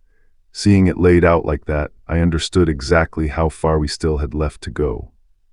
I watched Eelka's fire tear through the front lines again, ash and rain mixing in the air, but something screamed back from inside that inferno. When the smoke peeled away, it wasn't dead, it was rising. Aaron's blade cracked through the rain first, clearing our path. Then the system flashed one word, ignite, and Eelka's fire answered, swallowing the front line whole. "Now," someone shouted, and we charged straight into the fire we just made. I cut one down, and something in me went cold. Their attack pattern had just changed. They started charging forward despite the magic I heard behind me. Whatever this thing was, it had already adjusted to us. I answered with everything I had, a cross of light ripping through the mud. "Because of him," someone said, and I understood. That horn thing had clocked the gap in Eelka's casting and kept throwing goblins at us the second her fire cooled. We couldn't advance. It had read our whole plan. Unbelievably intelligent, didn't cover it. Aaron and Jenna were holding, but not forever. We were burning our own air in a ring of fire, and resistance only bought time. Then I made my call. "Everyone, gather up here," I said. "I'm only going to say this once, so listen up. We can't fail, and we only have one chance." Someone shouted back, confused, and I laid it out. One chance to pull that thing's focus off and put it down before it read us again. The horde broke on us like a wave, and I found Balka in the chaos. "You're done casting, right?" I called out. She nodded, hands already glowing. "Burn them," I said, and the fire answered. Ignite hit again, and I swung straight through the flame it left behind. One cast wasn't going to be enough to put this thing down, I knew that going in, but I wasn't finished either. "We're not done, you bastard," I said, and threw everything into the next burn. The blast caught it full in the face, and it screamed. Blades were flying everywhere by then, and one of ours got thrown clean off their feet from the blowback. Through all of it, I caught Iolka lighting up again in the back line. She wasn't out of fire yet, not even close. I hauled Jenna through the smoke and told her to save her breath. Magic alone couldn't kill everything charging us, and if they kept swarming without pause, we'd be overrun. But the horde never actually wanted us. The fortress was the real target. We were just something in the way. Now their commander was dead. Would they still bleed for that obstacle, or finally go around us?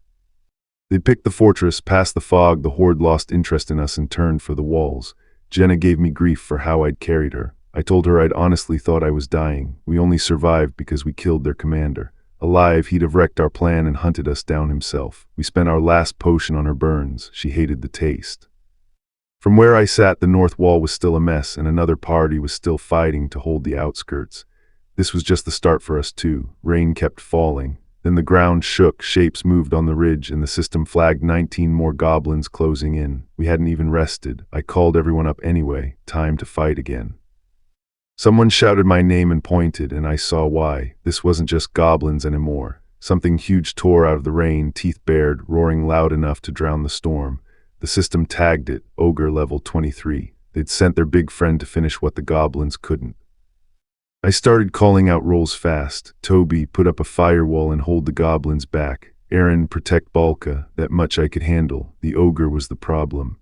Balka said flat out her fireball wasn't going to stop something that size, and watching it charge, I believed her. Somebody yelled at me to quit talking and move, so I did. Told them I'd handle the pig myself and went in swinging. One hit from that thing and I was dead, plain and simple. A shield wasn't going to matter against strength like that, so I didn't try to block it. I took my time and picked my openings instead. The ogre shrieked as the fire spread, and I kept cutting into it while someone put arrows straight into its skull from range. It couldn't dodge fast enough to save itself. That head was a bigger target than any goblins, and every hit landed clean. I felt it. We were actually stacking damage on this thing. It wasn't dodging on purpose. I don't think it even had a vital point, and every hit we landed just made it angrier. Then Jenna screamed my name. There was another one. Aaron already had his hands full with the goblins, and now our whole plan for splitting the fight was falling apart. The longer this dragged on, the worse it got for us.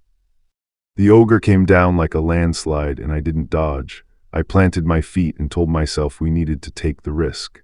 Its claws tore past me as I drove in low, and for 1 second I was inside its guard, blade first. "This one's a male too," I muttered, already scanning for the same weak spot I'd found on the last one.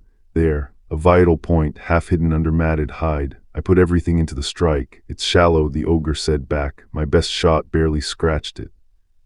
Shallow didn't mean nothing. I pressed in again before it could reset, driving in deeper. It doesn't matter, I told myself, because this wasn't about one clean cut, it was about not stopping. The ogre buckled, blood sheeting off the wound. One down. Next I didn't even get to finish that thought before the second ogre came in hot, and someone called out that it was after Balka. I told Jenna to lure it off with her arrows. She hit it clean, but we were already too late. It broke through anyway. Balka. Balka screamed, and I thought that was the whole crisis until Jenna spotted something worse. The same kind of goblin that had already flattened a dam on another floor. No weapon at all, just enough raw power to punch through stone. This one wasn't after Balka. It was headed straight for our dam. I screamed for Jenna. "You think I'm letting you touch that dam?" I cut across its path and told it flat out it was going to die right here. It answered with one ugly sound, Karuk, and came anyway. Everything after that was light and noise, and I put myself right in the middle of it. "That was close," someone said, but we barely held it right before the ground answered back for us. The dam I'd just sworn to protect tore open in front of me, water and debris going everywhere. We'd cleared every goblin in reach, so now what? "We failed," I said, watching the water take the dam. If my read held, more goblin reinforcements were still coming through the forest, except now the river blocked their path instead of ours. Small mercy. 10 of us plus 360 soldiers on the wall, still had over 3,000 goblins left to stop. Someone called my name like they needed an answer I didn't have. I'd barely finished clearing the goblins in front of me when the real math hit me. Over 300 more were still coming, and all I had was 10 fighters from our two parties and 360 soldiers holding the siege line. I told everyone we were falling back. We needed a second plan. Someone asked if there even was one. I just said, wait. Ielka Rivel Strasher raised her hand, and I asked her what she was doing. She didn't answer, just started the chant, Drast Seratos, and the air went purple around her fingers. Then she screamed for everyone to move. The spell dropped a second later, and it swallowed the goblin line whole. I rounded on Ielka and told her flat out that spell almost got us. She needs to warn me before pulling something like that. She just laughed, said I was the one who told her to bring barrage magic. Fair. We survived because of her, plain and simple. Then the rain answered back. Somebody screamed the goblins were back. Cammy wanted to know if they'd brought more. Goblins came at me again and I cut through, but my head kept circling on one problem. The raid had gone on a while with no sign of backup. What if it wasn't coming at all? Then Ielka screamed. She was already burning through what little she had, level 3 magic and no potions left, and it finally caught up with her. I heard myself shout her name. A wolf-shaped goblin threw its head back and roared, and for a second I thought that was the worst of it. Then out of the rain came something bigger, armored, horned, charging on all fours with a roar that shook the ground. I gritted my teeth. Whatever this thing was, it hadn't come here to just add to the pile. A horn cut through the rain and a wall of armored riders crashed in from the flank. Iron Lion Cavalry, someone screamed, their captain raising his sword to roar for everyone to prove their dignity before he ordered the charge. A system line flashed in front of me. Ally NPC Iron Lion Cavalry has joined the battle. I turned and yelled at Aaron and Jenna to quit standing around and move. 500 cavalry, give or take, poured onto the field, still not enough to outnumber the horde, but stronger than any city guard we'd seen. The stat window flashed, human cavalry soldier times 456, and for a second I actually thought we might get to just watch. Someone asked if I even knew how to ride a horse. I said I'd learn right now. The system line explained something new. The master can't fight for us directly, but can influence the field. Right on cue, a prompt popped up, skill book, basic horse riding, 500 gems. I hit yes. System pinged, skill learned, basic horse riding, and just like that I could ride. I can't buy battle skills outright, but a basic one like this counts, and we had more cavalry on the way. The order came the second the reinforcements landed. It's now. Every rider surged forward together, blades already swinging, out past the shattered banners and into the rain. This wasn't defense anymore. This was retaliation, and I was riding straight into it. In my head I ran the map. The goblins swarming the east side of the base weren't the real problem, not until they breached the gate. The real threat was north, where the wall was thinnest. The cavalry already knew it too. That's why we were both riding the same direction, if it were only that simple. We swung wide, cutting away from the main clash entirely. My own soldiers, panicked, thought we were running. We weren't. We were riding to choke off a pack of goblin riders sneaking down through the north forest before they ever reached the wall. The rain broke right as we spotted them. Nice timing. 21 of them mounted, waiting. Then the real problem showed itself, an ogre plowing through the tree line. If the goblin riders joined it, the cavalry didn't have the numbers to hold. I asked Ielka Rivel Strasher, my fire mage, about her mana. She said she could do it, but it would wreck her, so I told her to go wide instead of strong. I'd ride the whole forest line and let her fire cover it. The fight opened fast. One of our riders lost his grip and started to go down, and I hauled him back up without breaking stride. No time to slow for it. He got out a thank you. I told him to save it and keep swinging. Then the order came down the line, ride forward, show them exactly what the lion cavalry could do. Charge all of it, no half measures. The reinforcements crashed in behind us and the line actually cheered my name. Victory is near, I called out, hang on. Then Ielka answered with one word, ignite, and the whole tree line went up in fire. Ielka's mana started overflowing the second the fire caught, and I knew that was dangerous. I let it ride anyway. That forest-bred goblin riders, burn it, and we burned the source. The wall held, but barely. 100 soldiers left standing, half the cavalry gone to an ogre ambush before the smoke cleared. Without that fire, we don't walk away from this. But the fight wasn't over yet. Skill erased the numbers gap. The cavalry cut through everything the goblins threw at us. When the last of it dropped, the mission was done. Glory to the goddess, someone shouted. We're alive, another one laughed. Somebody called my name across the wreckage, but not everyone walked away clean. One of ours got hurt too bad to fight again. What happened after, I don't remember. One of my own asked why we weren't heading back. The mission looked finished to her, but looking at what still hung over that field, the fire, the wreckage, my throat locked up. We'd already put down every last one of them, so why did it still feel unfinished?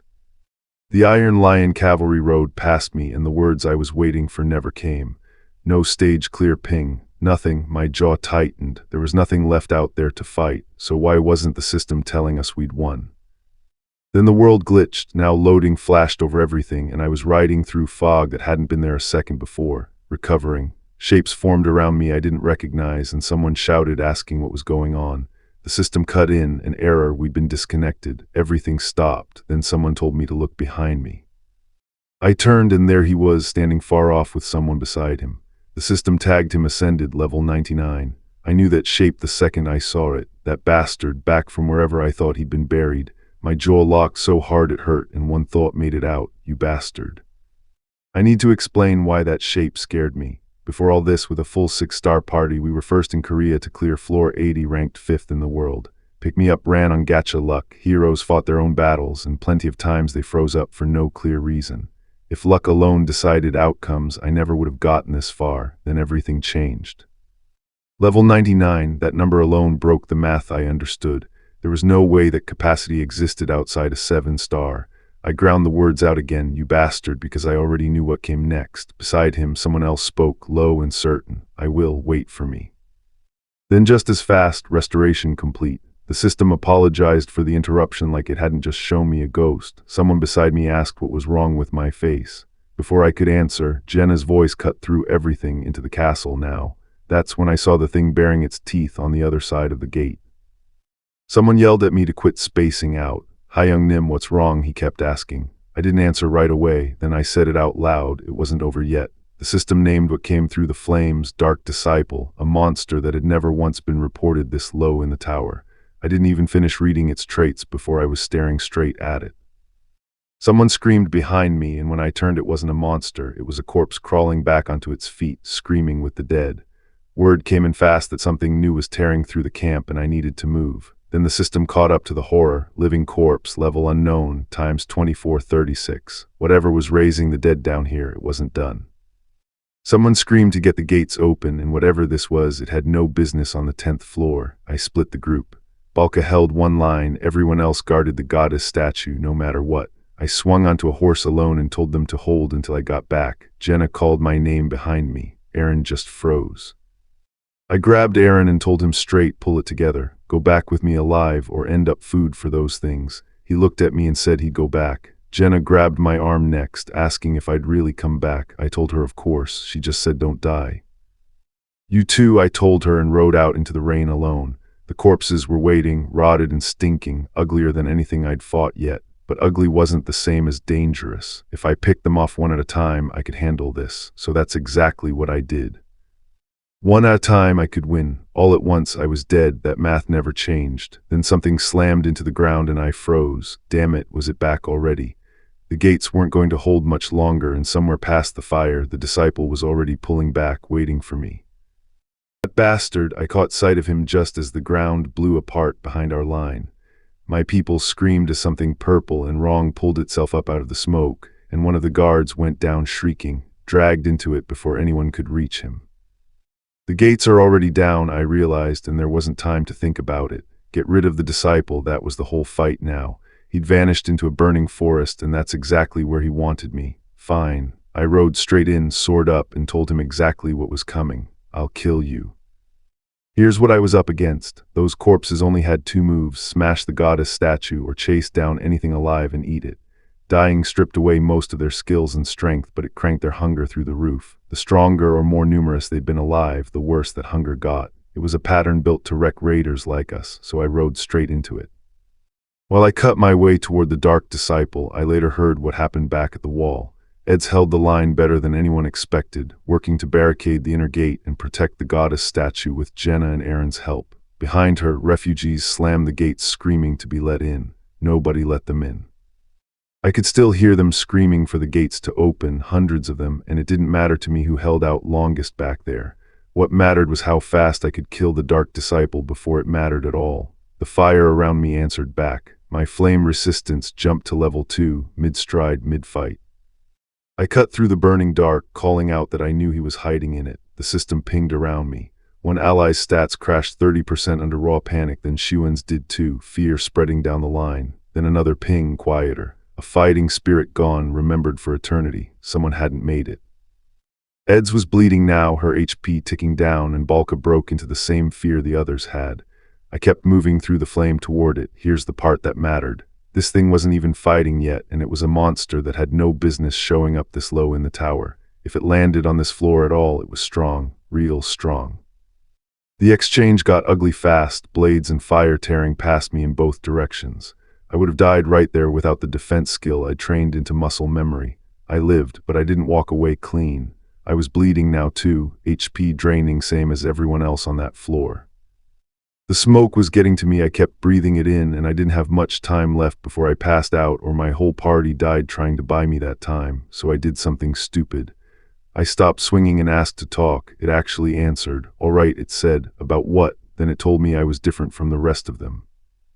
Whatever chance that conversation had, it didn't last. The fighting snapped back on instantly, and something in me broke loose with it. The system flagged it. Berserk active. My vision narrowed to just him, teeth gritted, sword already moving before I'd finished the thought. Here's where it got stupid, the good kind. I stopped feeling the hits landing on me and just kept cutting, blow after blow, past the point where a clear head would have called it. He screamed. I didn't stop. When it was over, the ground under him was dark with blood, and it wasn't mine. I stood in the ash with the dark disciple gone and my blade still shaking in my hand. No stage clear ping. Nothing. I dropped to a knee, blood dripping off my knuckles, and asked out loud if it was really over. Then I heard myself answer, it wasn't, not yet. I didn't know anymore what I was even fighting for. Figured I'd die before that goddess statue ever fell. Then the system told me straight, Shern was gone, returned to her embrace, his fighting spirit remembered forever. Damn it, there was no death more meaningless than dying dragged into someone else's war. What happened back at the wall I only learned after scream, ally after ally cut down defending a line I'd left behind so I could go finish the Dark Disciple. I recognized some of those faces. Through all of it, somehow, the goddess statue still stood. Then it landed all at once, stage clear. Me, Jenna, Aaron, Ielka, all of us leveled up and the rewards dropped in behind it. The system called me MVP outright. We'd cleared the 10th floor. My lounge even got a new name for it, Nuffelheimer, small comfort given what it cost. The roster came in cold and final. Party 2 survived mostly intact, Usher, Eddie's Callan, Dika, and Roderick Sadjan all still standing. But 2 cards read the same grim line. Shern died during battle. Macon died during battle. That was the real cost of the floor, laid out plain. I woke up somewhere quiet, staring at the ceiling before it actually hit me. I was still alive. Outside, the base sat dark and calm under the night sky. I sat alone at a table until Aaron came over and asked what I was so worried about. I brushed it off. Aaron admitted what he'd really been chewing on, the reason we'd fought at all. While I was gone, the living corpses had swarmed the city, and a bunch of people who'd stood beside us hadn't made it. I just drank and listened. After he left, I told myself I'd be fine by tomorrow. I wasn't sure I believed it. Next morning I had them lay out a real spread, the best breakfast our ingredients could manage. When they asked what I thought, I told them straight. I loved it, no promises it'd taste this good every time. Jenna seemed fine, Aaron too, Ielka as well, but stress like that doesn't vanish overnight. The system flashed a new prompt, a promotion chamber ready to build. I said yes without hesitating. Materials went in, the circle lit up, and then it slammed shut, basic promotion stone obtained. One of my hero's ranks finally cracked past 1 star. I told myself the tower was still ahead. Out past the walls, I caught a flicker of something moving through the streets I didn't like. Then out of nowhere, I wasn't in my own head anymore. Someone else's voice. No matter how hard they'd tried, they'd never broken past 6 stars, never touched 7 like something was blocking them on purpose. I watched them walk the promotion chamber like it was a private staircase, insisting I, the master, had no idea what really happened inside it while I clicked yes and moved on. The vision snapped into motion, a blade swinging, magic detonating white hot in front of me. Then it slowed to something quieter, a woman cradling a baby, cooing good, good. I felt the presence beside me freeze solid. It knew that room but couldn't step into it. Who are you? It demanded of the child, voice cracking. That baby is. That baby isn't me, the voice spat. That's Islat Hand, the one who got to exist in its place. "I don't know what's happening," it muttered, "and I don't have time to waste on it." Then the vision let go of me. I found myself walking a dark corridor toward the lobby, a blue portal humming ahead, and a familiar voice calling out, "I sell." "No smaller than I sell," someone said, right before the doors themselves seemed to grin. Tada, the Advent dungeon was opening. 3 warnings flashed before I could brace. Then it hit, fear, every stat of mine down 30%. What in hell's pressure was this? I felt myself slipping and the system caught it, flagging one word instead, berserk. I broke out of the fear a second later, blood on my blade, no memory of the swing. Across from me stood something wreathed in red eyes. "We finally meet," it said. "I'm the one who brought you here." For a second I wanted to kill it right there. Then it caught itself. No chance yet. This thing had torn a whole S-rank party apart in 3 seconds flat. "Good, good," it said, almost pleased with itself. "You'd have died right there if that promotion didn't come with some self-control built in." My skull split in half. "Are all hero promotions like this?" I asked. "Of course not," it said. "You're special. This place is a gift, a stone it had prepared," it said, "for whatever I used to be before all this." I asked who it was. I'm it started again, and then somehow she was just standing there. Red hair, a black dress, a face that could have passed for Icel's at a glance. "I don't know how to introduce myself," she admitted. "Introductions," I said. "I'm pretty sure I already know exactly who you are." "That's a bit harsh," she shot back.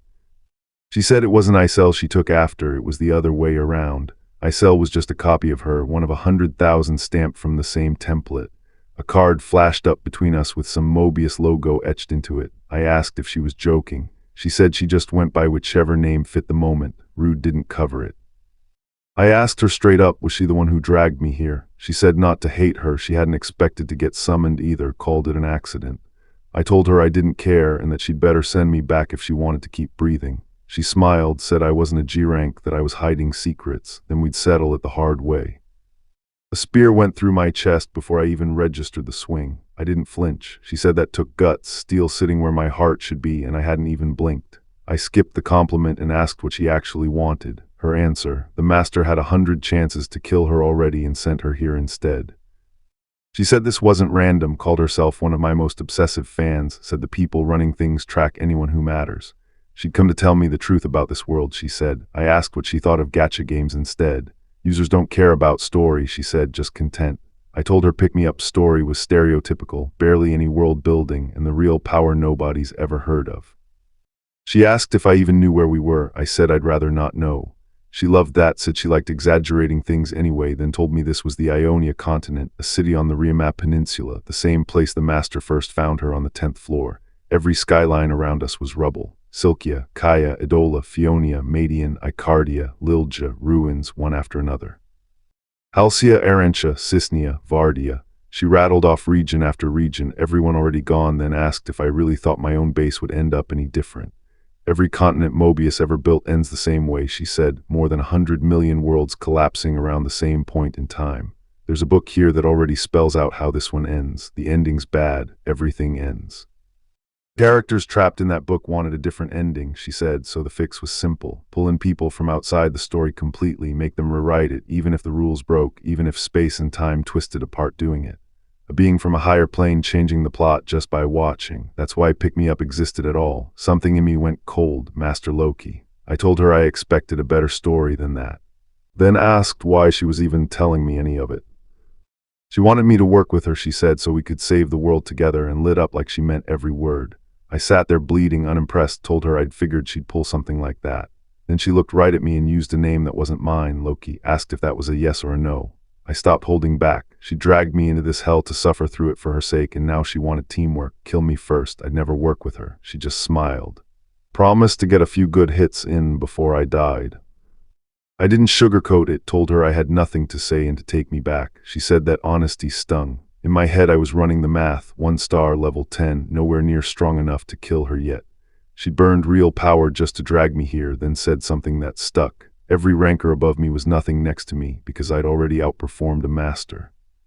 She told me I was the only one out of 100 million masters who'd actually taken that bond to heart. Then she showed me the wreckage, the 80th floor, 6 months back, a floor almost nobody survived. Only a handful of top masters had ever cleared it. It was the floor that broke me worst. Just watch, she said. Sit. It's going to be a bumpy ride. She asked how it felt seeing it with my own eyes instead of through a screen. Wasn't it a spectacle? The 80th floor was the first floor that mixed mission types, and it never even told you the actual goal. Pick Me Up ran as much on luck as skill, and every ranker who tried that floor had failed. They had a name for it, the Wailing Wall. I am the same, I said. She corrected me. No, I asterisk was asterisk the same. I already knew how I'd cleared the 80th floor, so why show me the footage? She just sipped her drink and told me to watch and find out. I remembered going in calm, almost bored, and losing most of my force, everyone but the main party. Hell, that's the only word for that floor. Those crystals were the drops from that floor. She asked if I'd ever wondered about my luck. Pick Me Up runs different odds for every account, and I'd never once pulled a 4-star hero. Not bad luck, she said. Niflheim was simply picked clean of heroes, the worst of the 6 regions the company ever built. And somehow I'd still made it to the 80th floor. Even she called that a mystery. Light tore across the memory, and I flinched at what it showed. The heroes ranked strongest in all of Niflheim were getting thrown down one after another. Then the last 5 standing regrouped, and something huge came out of the dark for them, the fight that decided whether the 80th floor got cleared at all. The thing hit all 5 of them at once, then the system cut in over the chaos. Tactical posts activating, facility maxed out, the full map of the stage suddenly mine to see. A tactical screen opened up, heroes reduced to icons I could drag and reorder in real time, mid-fight like pieces on a board. She leaned in, watching my own plan play out. These are the tactics you built for the 80th floor, she said. Interesting. Grab the terrain before you engage, simple goal, ugly execution. A blue tactical sphere hung over the 5 heroes while a cloaked figure gave the order. That was Master Loki, perfect or nothing. Failure wasn't an option for them or for him. The memory dropped me right into it. 10 seconds on the clock, my arrow, my spear, my sword, my eyes, my flames, all called out by name and rank, all of them mine. I remembered swearing this fight would be different. 5, 4, 3, 2, 1. Then the mission started. Mission start, and the memory turned to fire, one blast eating the last. What stuck with me wasn't the fight, though. It was hearing afterward that no one but the 7 stars could touch my team, that I'd raised monsters. I already knew why. It was never about strength. It was about how they saw me. She kept talking while the tower burned behind us. Heroes climb it and learn the truth, and most break under it. Who stays loyal to a master who treats them like pets? I didn't, she said. I was the only one who actually ran Niflheim like a kingdom. Then she said it outright, Loki. My own heroes were still out there searching for me. She showed me the synthesis chamber next, the machine other masters used to burn away any hero who got disobedient. Fear ran that whole system. Even low-ranked heroes with real potential just became prey for whoever outranked them. I never had that problem. Truth was, I'd never even pulled a 5-star. My best hero was a 4-star everyone told me to give up on. I'd been living with unfair odds long before this game. It wasn't that I didn't care about my heroes, she said, just that I used what I had instead of hunting for something better. Other masters threw pieces away the second they got bored, treated whole rosters like disposable junk. I never did that. I remembered the ones with real potential before anyone else noticed them. A lobby run on fear always collapses. Mine didn't. I rewarded whoever proved themselves and cut whoever didn't. Then she landed the real reveal, that every hero in this world had been human. I told her I didn't know how she'd figured it out, only that my own methods only made sense if I'd known too. That's the conclusion I drew, she said. Behind her cards flashed past, my own face under Taunia. Then 5 more under Niflheim, the same 5 heroes named off before the countdown. She pulled up Pick Me Up, the game icon sitting right there on a phone screen. The heroes always felt too real for code, she said, and I'd never questioned why they carried over between accounts looking exactly the same. I just hadn't let myself call them human. That's why I kept my distance, I told her. That's why I wanted to actually talk to you, she said. Too bad we couldn't do this on Earth. Yeah, same here. Then the memory let go and I was back in the present, footsteps closing in on me. Whoever it was pushed said the team I'd built would be disappointed to hear how little I cared now. I told them straight I didn't. I wasn't here for cooperation. I was here because someone else had called me to this exact spot, and I still didn't know why. She called it retiring my attendant ring, like that made it a favor. I told her straight, the dark disciple that showed up on the 10th floor, that was me. She warned me a floor up ahead was a rank nasty, built just to break me. I didn't blink. I swore on my own name I'd walk through it. She sweetened the deal, half her shares in Mobius, a promise to send me home. I didn't buy a word of it. Promises from her always came with a leash attached, so I said no. That's when she stopped pretending to be patient, her voice cracking into something inhuman, swearing she'd make me pay for refusing her. Then the story yanked back to where it actually started. Pick-me-up's real opening, the one built just for me. A continent called Taunia, humans and monsters living side by side, farmland stretching under a quiet sky, peaceful, thriving. Then the fire came, tearing that peace apart in seconds. The continent got shredded by something dark and enormous, a beast built to remind me why this game earned its difficulty. You don't win a war you already lost, it told me. Defy fate, Loki. But there was still hope, it said, heroes ready to stand with me if I climbed. The world's future was in my hands. Climb the tower before the swarm gets there first, it dared me. Countless enemies stood in the way, worse ones hidden in unexplored ground. Climb the tower, Loki, a voice said, reaching out. I started to answer, then caught myself. Not me, it said it would be waiting. I told it to go to hell. The system didn't care, it logged the level up anyway. Back at the hideout, someone clocked me the second I walked in. Hi, young Nim, you're back, what happened in there? Nothing, I said, same as usual. They asked about my sister, about the research that was supposed to get me home. My soul's still a mystery too, I told them. Climb the tower, get back to Earth. Whoever's behind this, I'm making them pay. Turned out the 10th floor disconnects had a name now, the dark disciple I'd let loose, and management posted an apology with compensation for every master affected. My crew was thrilled about my promotion. I wasn't in the mood. I told them I'd met the original, Mobius's own co-CEO. Nothing was going to change anyway. I'd climb the tower myself. They didn't need to help. One of them waved a gift card at me, 10,000 gold, mine to spend on anything. Guess the higher-ups finally noticed what I bring to the table. I turned it down flat, told them to give it to someone else. That threw them. Funny, for someone dressed this sharp to not want free stuff. Then something behind me made one of them go pale. Editing spent heart coins and dropped a warhorse statue right into my room, a gift with no warning. Gifts weren't universal, I'd learned. Every hero wanted something specific, and mine happened to be swords and horses, so this one actually landed. Then editing asked what I was thinking, smiling like she already knew, and tore open a crack in space and time right in front of me. My level wasn't the problem anymore. The real threat was waiting on the floors above us, and my party wanted this done fast. Yelka's stress was already maxed out, and I got why. A master who actually manages his heroes doesn't drag them somewhere new every single day. Then the main dungeon lock flared to life. Floor 11, 10 seconds to gate open. There's a term for it, I'm so good disease, heroes who clear a floor and convince themselves they did it alone, skills and all. Jumping straight to the 11th floor without grinding the ones below screamed exactly that to everyone watching. He thinks he's the skilled one, someone muttered. How's a guy this bad going to reach the 100th floor? My card came up anyway. Hanislat, 2 stars. The ground split open in a graveyard and the dead climbed out, 34 skeletons, level 11, more than enough to bury a careless party. Somebody asked if anyone wanted first crack at them. I did. Good heroes make it easy, bad ones make you a rookie again, and I didn't plan on finding out which one I was the hard way. I lit the horde up. Fire tore through the graveyard as I fought. I'd earned that fight, not lucked into it. I'd leveled the base, crafted gear, looked after every hero from day one exactly by the book. Then somewhere after floor 5, I started slipping. I took credit that wasn't mine, mistaking a hero's skill for my own, the exact mistake that turns a decent master into the kind everyone resents. Stage clear, I leveled up, MVP again, 2 stars, level 11 now, strength and agility both maxed at 25, skills stacking up from swordsmanship to berserk. Been a while since I'd climbed that fast. Back home that night, Acel showed up the second I called her. You always come when called, I said. She cleared her throat, of course, so what is it? I had a question saved up. What I'm allowed to answer is limited, right? I said I'd already heard as much from her original. She snapped back that I couldn't even get a straight answer out of anyone, then caved just this once. First question, what was her name here? Turned out she had a different name in every one of her 100 million heroes. In this world it was Tell. This lobby was called Taunia. Mine was Niflheimer. 4th place went by Ragorante, 3rd by Ezekiel, each name controlling the fate of 100 million lives out of heroes numbering past 100 trillion and still climbing.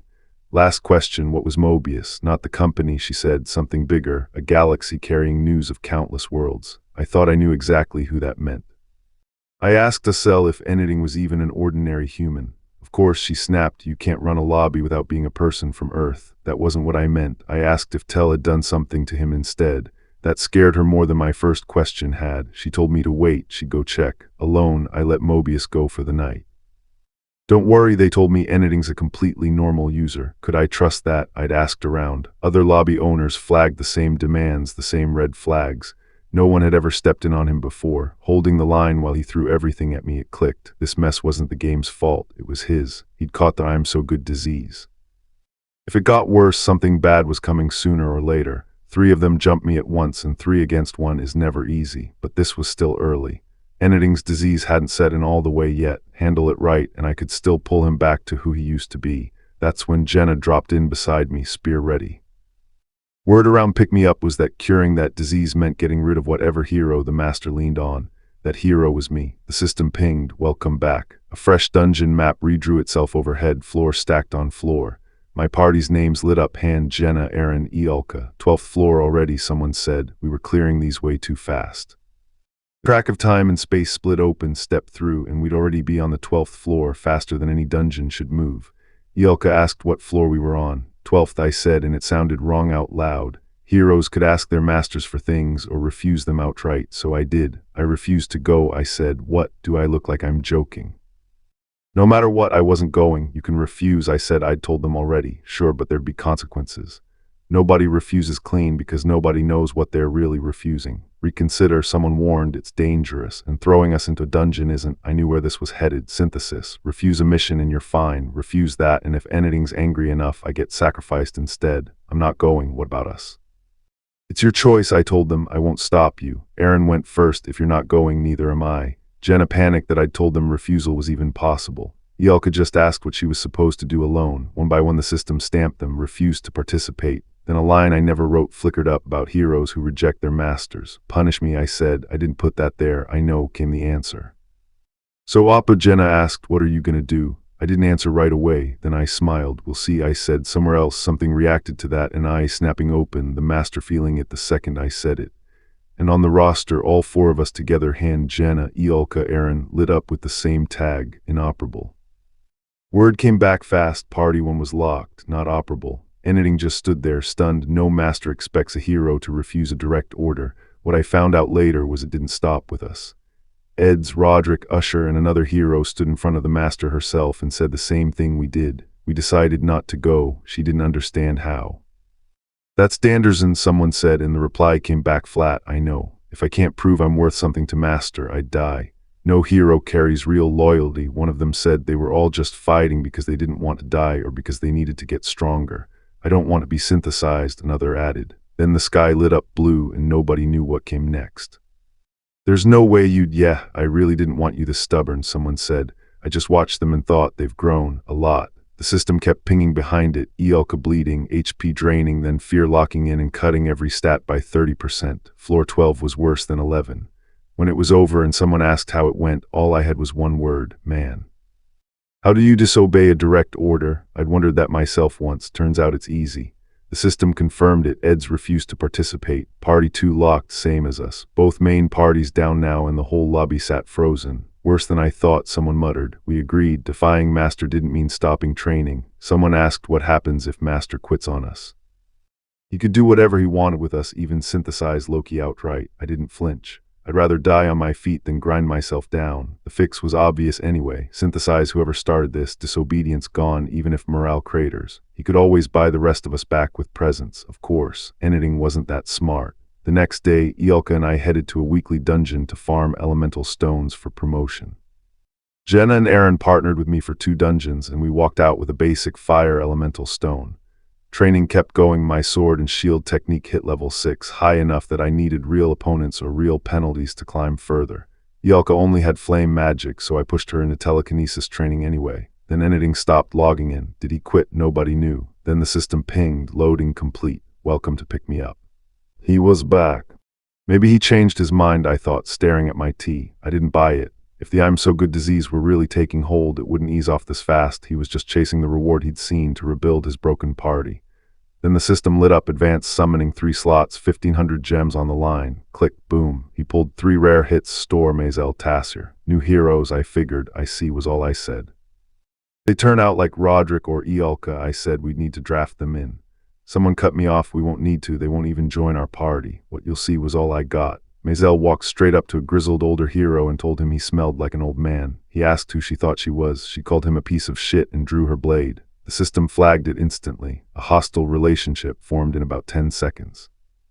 Word got back to me about Eniding's lobby. A trainee swordsman named Stein Rariopa begged Maisel and Tassir to knock it off, got called a noob for his trouble.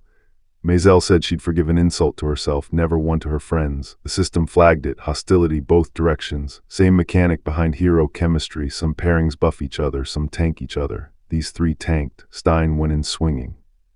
A priest hero named Isel shut it down cold, asking if they wanted to die.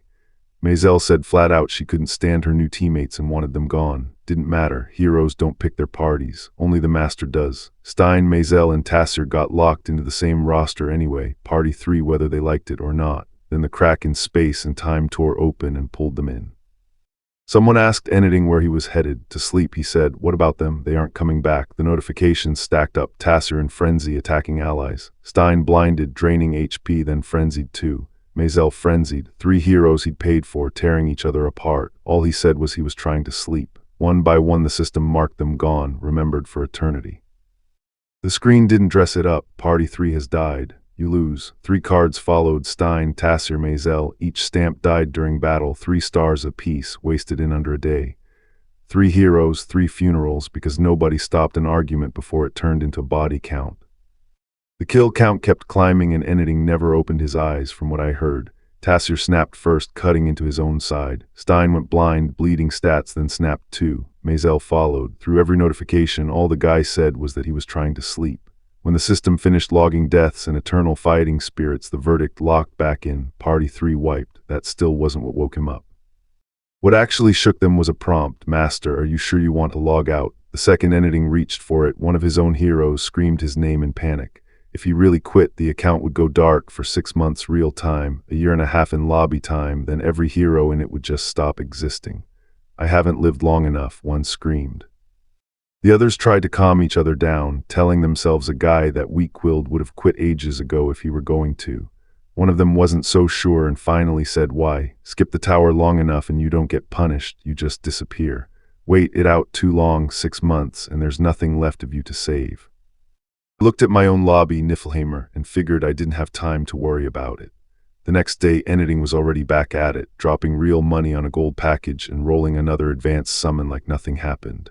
Out came a new hero, Yakin, blonde and grinning, taking one look around and going, oh, there's women too. Same recklessness, 0 lessons learned.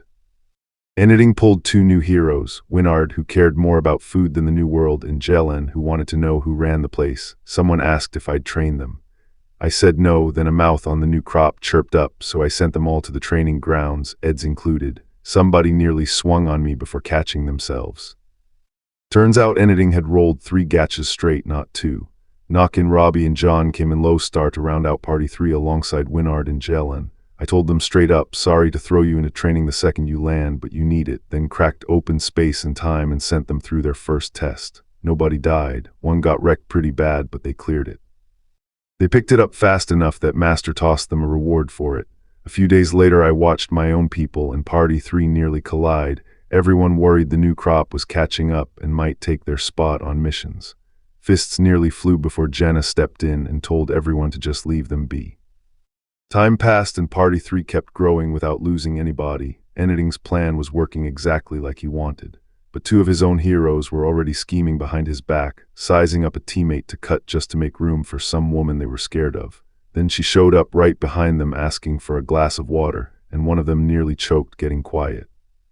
Party 3 hit a few snags but broke clean through floor 14. Watching the boards, nobody in that party had actually cleared level 10 themselves. Master was just pushing them forward anyway. Jenna wanted to step in before they caught up. I told her that call was hers, not mine. Then I asked if she'd mastered telekinesis yet. Obviously, she shot back, insulted I'd even ask. She proved it right there, moving something without lifting a finger or saying a word, basic level for real telekinesis. Meanwhile, Eniding hadn't grown an inch. Our lobby was already packed and new space had opened up from clearing floor 10, but he hadn't built a single facility for it, 2 locked on Party 3's numbers to care. Word was they were already gearing up for floor 15.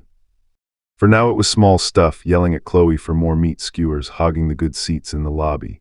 If they cleared floor 15, I figured it'd get worse. Master geared up all 5, handing out potions we'd bled for. We earned those, Jenna said. Giving them away feels mean. We can always earn more, I told her. Then Party 3 stepped through the crack of space and time.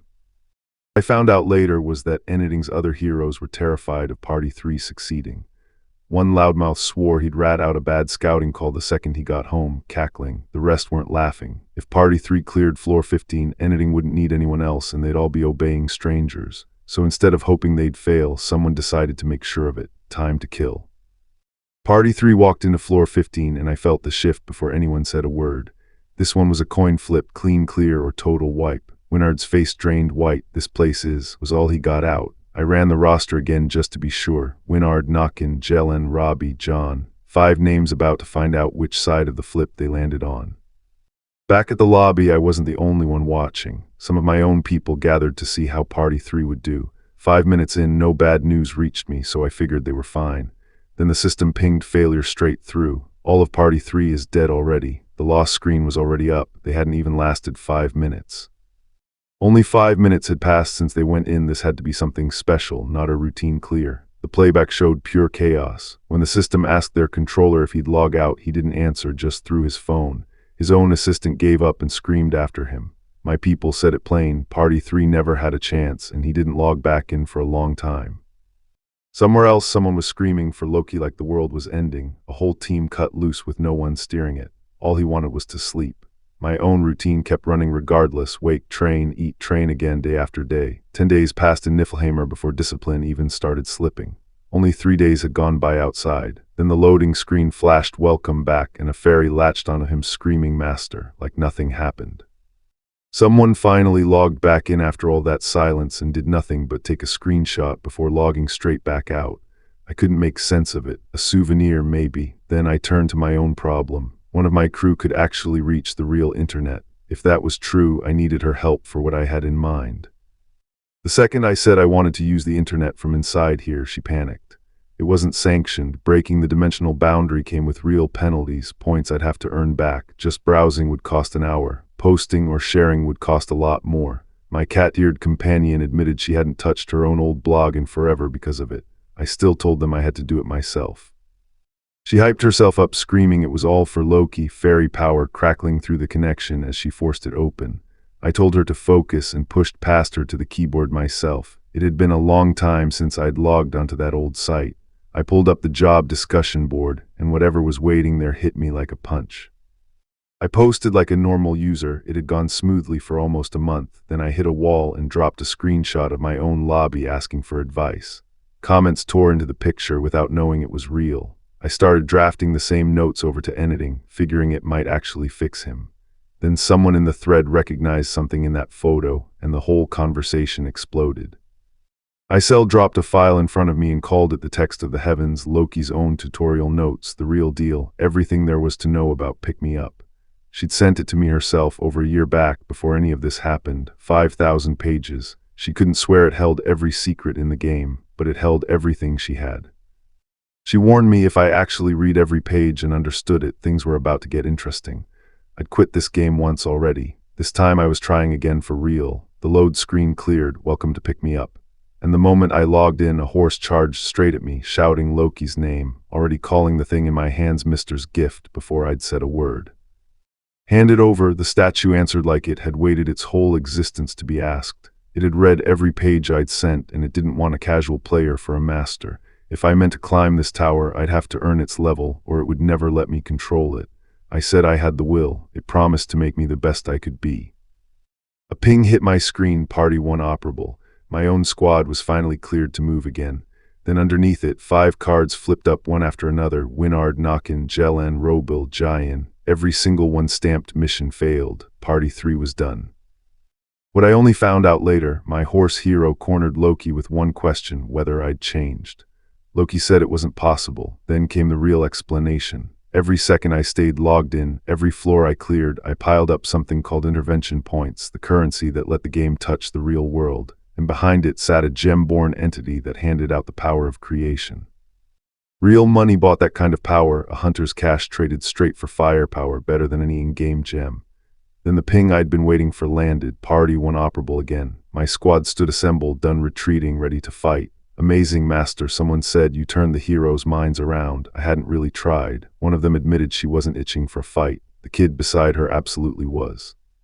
One of my heroes reminded me we were still short a body for a full squad. Don't worry about that, I said, and called in Eddie's to fill the gap. Party 2 went operable behind us. Eddie's joined Party 1 3 stars on loan, right as a cracked door opened in space and time. She'd be back leading Party 2 once we cleared the 9th floor. 10 seconds, the gates open. Get ready, floor 8, subjugation mission, objective simple, wipe them out. It's time to show off what we've drilled for, I said. Then the goblin riders hit us, 27 of them level 9, screaming in on horseback. Blood already on someone's face. She screamed one word, invert, and the fight went somewhere I hadn't planned for. I watched Iolka Rivel's Strasher cut through the goblin riders as lightning cracked overhead, arrows and purple slashes tearing their line apart. Then Ignite caught one hole, swallowing him in orange fire. What used to take her 40 seconds now took 10, I realized. The system flagged it plain, last level. She wasn't just casting spells anymore. Stage clear, Aaron Delgit and Iolka Rivel's Strasher leveled up, gold and leather dropping in as rewards. Back home, I brought up that once Jenna Chai learned her own portal, she could teleport straight to me. Iolka got tagged MVP, looser with her magic than ever, though she swore she was done for the day. I told her not to worry. She didn't buy that for a second. A ping came through, a member was open for research, and running one would keep the lobby humming. I walked Iolka to a new building, the Magic Hall. She wanted to know why. I told her flat, no fighting today, just research. The window recommended her as researcher on the spot. I picked yes. She was not pleased about being ambushed with it. I laid out the deal, 3 hours a day, solve the problem, hand it to the researcher. Iolka groaned, academy stuff she never wanted to touch again. Someone reminded her I'd ordered it, lecture incoming if she skipped. I felt zero pity. The system chimed in, 1 research point earned, 10 an hour, 10 gems burned for it. 10 an hour was bad, but with no research skills yet, that tracked. 3 hours a day was wrecking her, she said, hurting her head, turning her into a slave with her sleep schedule shot. I found a fix, 3,000 gold on a fur coat, just to keep her steady. She saw right through it, called me shameless for buying her mood. I asked why she'd refuse it if she didn't even want it. She admitted she did. What I found out later, Eniting kept working the system, sending people into weekday dungeons, forging weapons at the equipment center, even building a new Party 3 out of fresh recruits. Not bad, I had to admit. Then Iolka pulled me into the workshop, said fire theory was all she could really teach, but figured I had real talent, and asked if I wanted to learn magic myself. My stat card lit up, stay a plain warrior or unlock a hidden path called Mage Swordsman. Iolka warned hidden didn't mean strong. I passed one thing at a time. Then I turned it on her, said she just didn't want to face her own problems. She sputtered and swung her staff at me. I'd guessed right. Turned out, before any of this, she'd been born into money. That family was wiped out in a war. Then out of nowhere her eye flared red and lightning cracked around her, a spell tearing loose so big someone screamed, asking what it even was. I just watched it build. It's beginning, I said. Whatever this was about to unleash, we were about to find out together. The system flashed, hero reaction just hit level 1. Something shifted through the base like the goddess herself had blessed it, and Iolka went stiff, staring at a light none of us had seen before. Eniting had spent the points to unlock it. She poked at the glow like it might bite. It doesn't feel like anything, she said. Try saying stat window, I told her. She just blinked back at me. The glowing panel spelled it out. Party 3 died because they never saw the system, never knew what the floor demanded of them. Hero reaction research changed that. Suddenly I could read strength, intelligence, skills like intermediate flame magic and telekinesis right off a person. Those are your skills, I told her. Come on, I said, we need to tell the others. Somewhere behind us, someone screamed about a ghost. One of the recruits screamed that a weird light kept crashing into him. Relax, I said, it's not a ghost, just his own status flaring to life. Iolka caught on fastest. So this is what you were always looking for, she said. You knew, I asked. I heard you mumbling to yourself and copied it, she admitted. By nightfall, the whole crew was buzzing over their new skills. How do you know all this? Iolka pressed. We've never even heard of it. I just came across it, I said. Suspicious, she muttered. Everyone's got secrets, I told her, but my advice has kept you alive. She needled me about kissing ass anyway. If you all survive to the end, I said, I'll tell you everything. And if it comes to that, it'll be time to say goodbye too. By the next day, word of the stat windows had spread through the whole base. Most could only make out fragments of their own status, research level still too low for the rest. On the training ground, Iolka watched my blade turn aside every strike she threw. Is that a skill too? She asked, deflecting everything. Yeah, I said. That's not fair, she snapped. I can't land a single hit. If there's a skill to deflect everything, I told her, there has to be a skill to break through it. Oppose it, how? She asked. I didn't answer, just hit harder, and the next one dropped her. Are you trying to kill me? She screamed. You won't die from one hit at your level, I said, but your skills won't grow if I don't push you. Be more determined. But she started, then caught herself. The sparring we used to do wasn't fun anymore. Real blades now, no padding, no rules. From here on, I told her, we fight until the other one's at death's door. Steel rang out over the yard while a couple of bystanders traded rumors. He's amazing, one said. I heard he used to be a farmer. No way, the other said.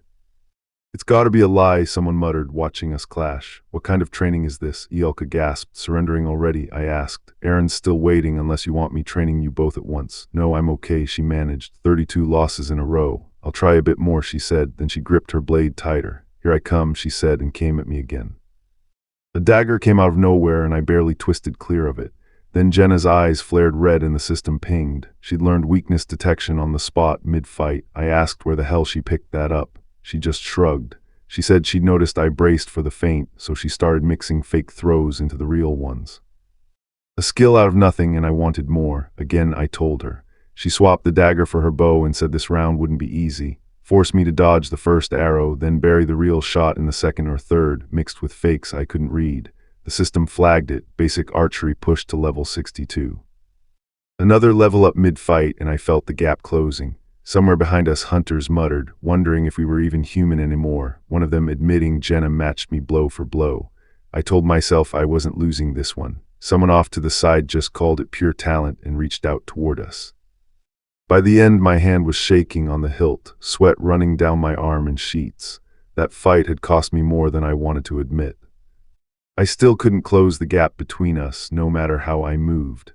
I told myself to save my real trick for an emergency, because this whole session was about breaking through a wall I hadn't cracked yet. Just watching the target wasn't good enough anymore. Then it hit me, what if I read the intent behind each arrow instead of the arrow itself?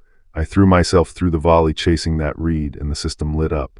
Throw defense jumped to level 18, basic swordsmanship to 22, and I'd awakened a brand new skill, insight. Jenna's eyes went wide. 19 wins now, and Jenna looked at me like I'd stopped being human. Aaron admitted he only carried 3 skills. I asked Jenna, and her list kept going: archery, tracking, rapid fire, weakness detection, wide movement. I reminded them skill count alone means nothing, the wrong one drags you down. But 9 skills working together like hers, that's just top tier. Later I ran fire, water, and wind stones through combination for a shot at promotion stone, 97% odds. 8 failed attempts in a row before it finally caught. Someone couldn't believe a 3-star could still pull that off. I just grinned. The system confirmed it, promotion stone secured, and a doorway lit up ahead, promotion starting now. The promotion carried something extra, a buried memory clawing back. I figured Jenna's would surface something different than mine did. Then her window flashed, forgotten memories awakened, promotion complete, 3 stars now. Walking after, she mentioned a weird dream, the forest she used to live in on fire. I called it garbage in my head. Out loud, I just said I'd forgotten my point. Jenna laughed it off, called it unpleasant, and left it there. Said the only real change was a weight lifted off her shoulders. That's when it clicked for me. Promotion doesn't just make heroes stronger, it hands memories back. Every hero walking around right now is running on partial amnesia. Hit 3 or 4 stars and the truth surfaces, starting with what actually happened to the world they got pulled out of. Not long after Aaron went through his own promotion, his card jumping to 2 stars. I never learned what he dreamed, but it left him hungrier. He caught me still grinding and asked why I hadn't gone back. I told him I still had something to finish. He said I worked harder than him and was running myself down. I just said I was fine, then I dropped straight into Berserk. It was still incomplete. I got stronger, sure, but I couldn't aim the power where I wanted it. Composure and Berserk kept circling each other, refusing to lock into one skill the way my sword and shield techniques finally had. Then someone found me out there past midnight, wanted to give me something before I hit the 9th floor, then asked, flat out, about the people who died to make my party what it was. Ever killed a person before? She asked me straight. My party had climbed the 9th floor on the backs of 3 people synthesized into me just to get me there. I already knew the answer, and so did she. That's basically killing the countless heroes who never got to grow, she said. I asked if she was trying to insult me. No, she said. Whatever you tell yourself doesn't matter to you, but it matters to them. I know them well, I told her. You don't need to worry. All right, was all she gave back. A gate cracked open in the air. Just do what you need to, no matter what happens, she said. I know, I answered. I do better when you know, I admitted. The gate pulled us through and the objective locked in. Floor 12, subjugation, annihilate your enemies. We landed in the ruins and Jenna immediately asked where they were. The city we dropped into wasn't full of monsters, it was full of people. Soldiers ringed us fast, screaming for us to drop our weapons and state our identities. The system tagged them, human soldier level 13. Jenna froze mid-word, human soldiers, not a beast in sight. A subjugation mission aimed at actual people, and our own roster staring back like it already knew what we'd have to do. Two of my own flashed up in that standoff. Ielka Rivel Strasher, my firecaster, 3 stars deep and dangerous. Eddie's Callan, quiet, cold-looking thief class, just as sharp. Whatever those soldiers wanted from us, at least I wasn't walking into it with strangers. Jenna spotted it first, human soldiers, not monsters. Something roared in the back of my own skull the second I saw them too. Aaron froze mid-draw and told me flat they're human, Hyung Nim. So what, I asked him, are you not gonna fight? He begged for a chance to talk first instead. Someone said we should avoid killing if we could help it, then turned it on me. What about you? The soldiers came into full view, different from us, and they could see us, which by every rule I knew made them enemies. Aaron screamed for me to lower my weapon. I drew it instead and asked if he planned on stopping me. I let out a breath and backed down. Fine, I told them, do as you wish. Aaron lit up, thanked me, said he'd try to reach the soldiers himself. Then he walked out toward the line alone, calling out his own name, saying he only wanted to talk. Their commander just yelled back that they'd been dragged here out of nowhere too. How, he wanted to know. Too complicated to explain from a distance, so I walked closer myself, said we didn't want to fight, just a way home. Then he asked us to disarm at the gate first. Bullshit, I called it. 3 of them stepped forward and dropped their weapons to prove it. I did the same. Good enough, now we can talk, I said. But the truth was I'd been hearing a voice in my own head this whole time, one I couldn't shut off no matter what I tried. Right then it was talking again. It's telling me to, I started to say, and then one of the unarmed soldiers lunged, blade already out, blood already drawn, grinning like a lunatic as he screamed he'd kill us all. The talk was over before it began. Jenna's face said what we were all realizing at once. A compromise doesn't exist, I told myself, not for whoever they were, not wherever we'd ended up. I cut through the ones who came at me, armor and all. Bodies dropped behind me one after another. Then Aaron's voice cut through the noise. Hey, you. Kill or be killed, I said, and asked Aaron straight out if he still wanted to talk it out. I'll fight, he answered, no hesitation left in it. I turned to Jenna. If it's me, she said, they'll just end up dead instead. Obviously. It's okay, she added. I was prepared for this. Then the spears came again. We charged. What decided if someone was human or monster was never strength or talent. It was mentality, the will to live, the readiness to do anything to survive. That was what made these soldiers the real monsters, not us. I called it, prepare for battle. One of them screamed that 3 of us weren't ordinary. I could already tell which ones. Someone called Balka's name, and she answered with fire, the system flashing the word ignite as flames rolled over the line and turned the fight into ash. The fire kept eating through them while I closed out the rest myself. One went down and I just said it, weak. Strange armor didn't make a soldier stronger than an ordinary monster. It just made him look scarier. Then one begged, said he had a wife and a daughter waiting for him at home. I asked him how exactly he planned on getting back to them. Somewhere else, someone froze at what they were seeing, stammering that it couldn't be. A twisted, roaring thing went down under one more slash. What I only found out later was that the master herself was watching, and she wasn't looking at monsters. She was looking at people she recognized, brainwashed and thrown at us again, the exact same ones she'd already killed once before. The blood on my glove was black and thick, just like hers. I couldn't prove anything yet, too little to go on. Then the stage cleared. Jenna and Eddie's leveled up. I got tagged MVP again. Get used to it, I told them. I'm getting used to it too. Getting used to murdering, someone asked. Monster or human, I said. There's no difference anymore. Floors 14 and 15 threw the same trick. Human-shaped monsters with different gear, but always hostile no matter what. Honestly, it was a relief. I never had to hesitate. Fighting people wore on us harder than monsters did, so we got a rest every day after battle. Days later, we'd leveled enough for floor 15, Ialka and Eddie's rare classes climbing fastest, and the equipment workshop finally opened, letting me carry more gear. Don't drop it, I said, that thing's expensive. He said right before he dropped it, it shattered and the system just shrugged. Sometimes items break while in your possession. You said it was expensive, I told him. In this case, no it wasn't, Master's fault for overworking me. Anyway, I laid out the plan before we pushed into floor 19, the next stretch of the main dungeon. We'll make it if we do what we always do, I said. Don't lean on me too much. My stat total sat at 107, on par with an advanced 3-star, and I still hadn't gotten a real break. The system offered something new, a recording feature, 300 gems to rewatch any hero's fight. I bought it. It also flagged a statue condition waiting on floor 19, same as floor 15's. Floor 10's system pinged with what happened to Party 3. They died within 5 minutes and never landed a hit. That was the second rule of this place: fail to move and everyone dies. 50 minutes on paper meant 5 minutes for real. 10 seconds later, the doors opened. Time to go. I stepped out into a market street straight out of a normal city, timber buildings and all. One of us said flat out this floor was a real city, not a backdrop. Around us, people went about their day like we weren't even there, had to be NPCs. It was quiet here, nothing like floor 10. Then the mission brief hit me. Guard, objective, protect one specific person. I stared at the sea of strangers filling the street, and it landed hard. Somewhere in that crowd was the one person we had to find, and we had no idea who. I understood then why Party 3 fell apart. Dropped into a crowd with no idea who the enemy was, they panicked instead of fighting. Only two things kill you on a guard floor: hurt a civilian by mistake or let your target die. Do neither, and it was simple. Find that one person. Problem was, this floor had no monsters, just people. One of us knew this city, Adath, famous for trade roads through Townia. What mattered here, they said, was a temple at its center, the White Silver Hall, one of the top 3 sacred sites alongside the Holy City.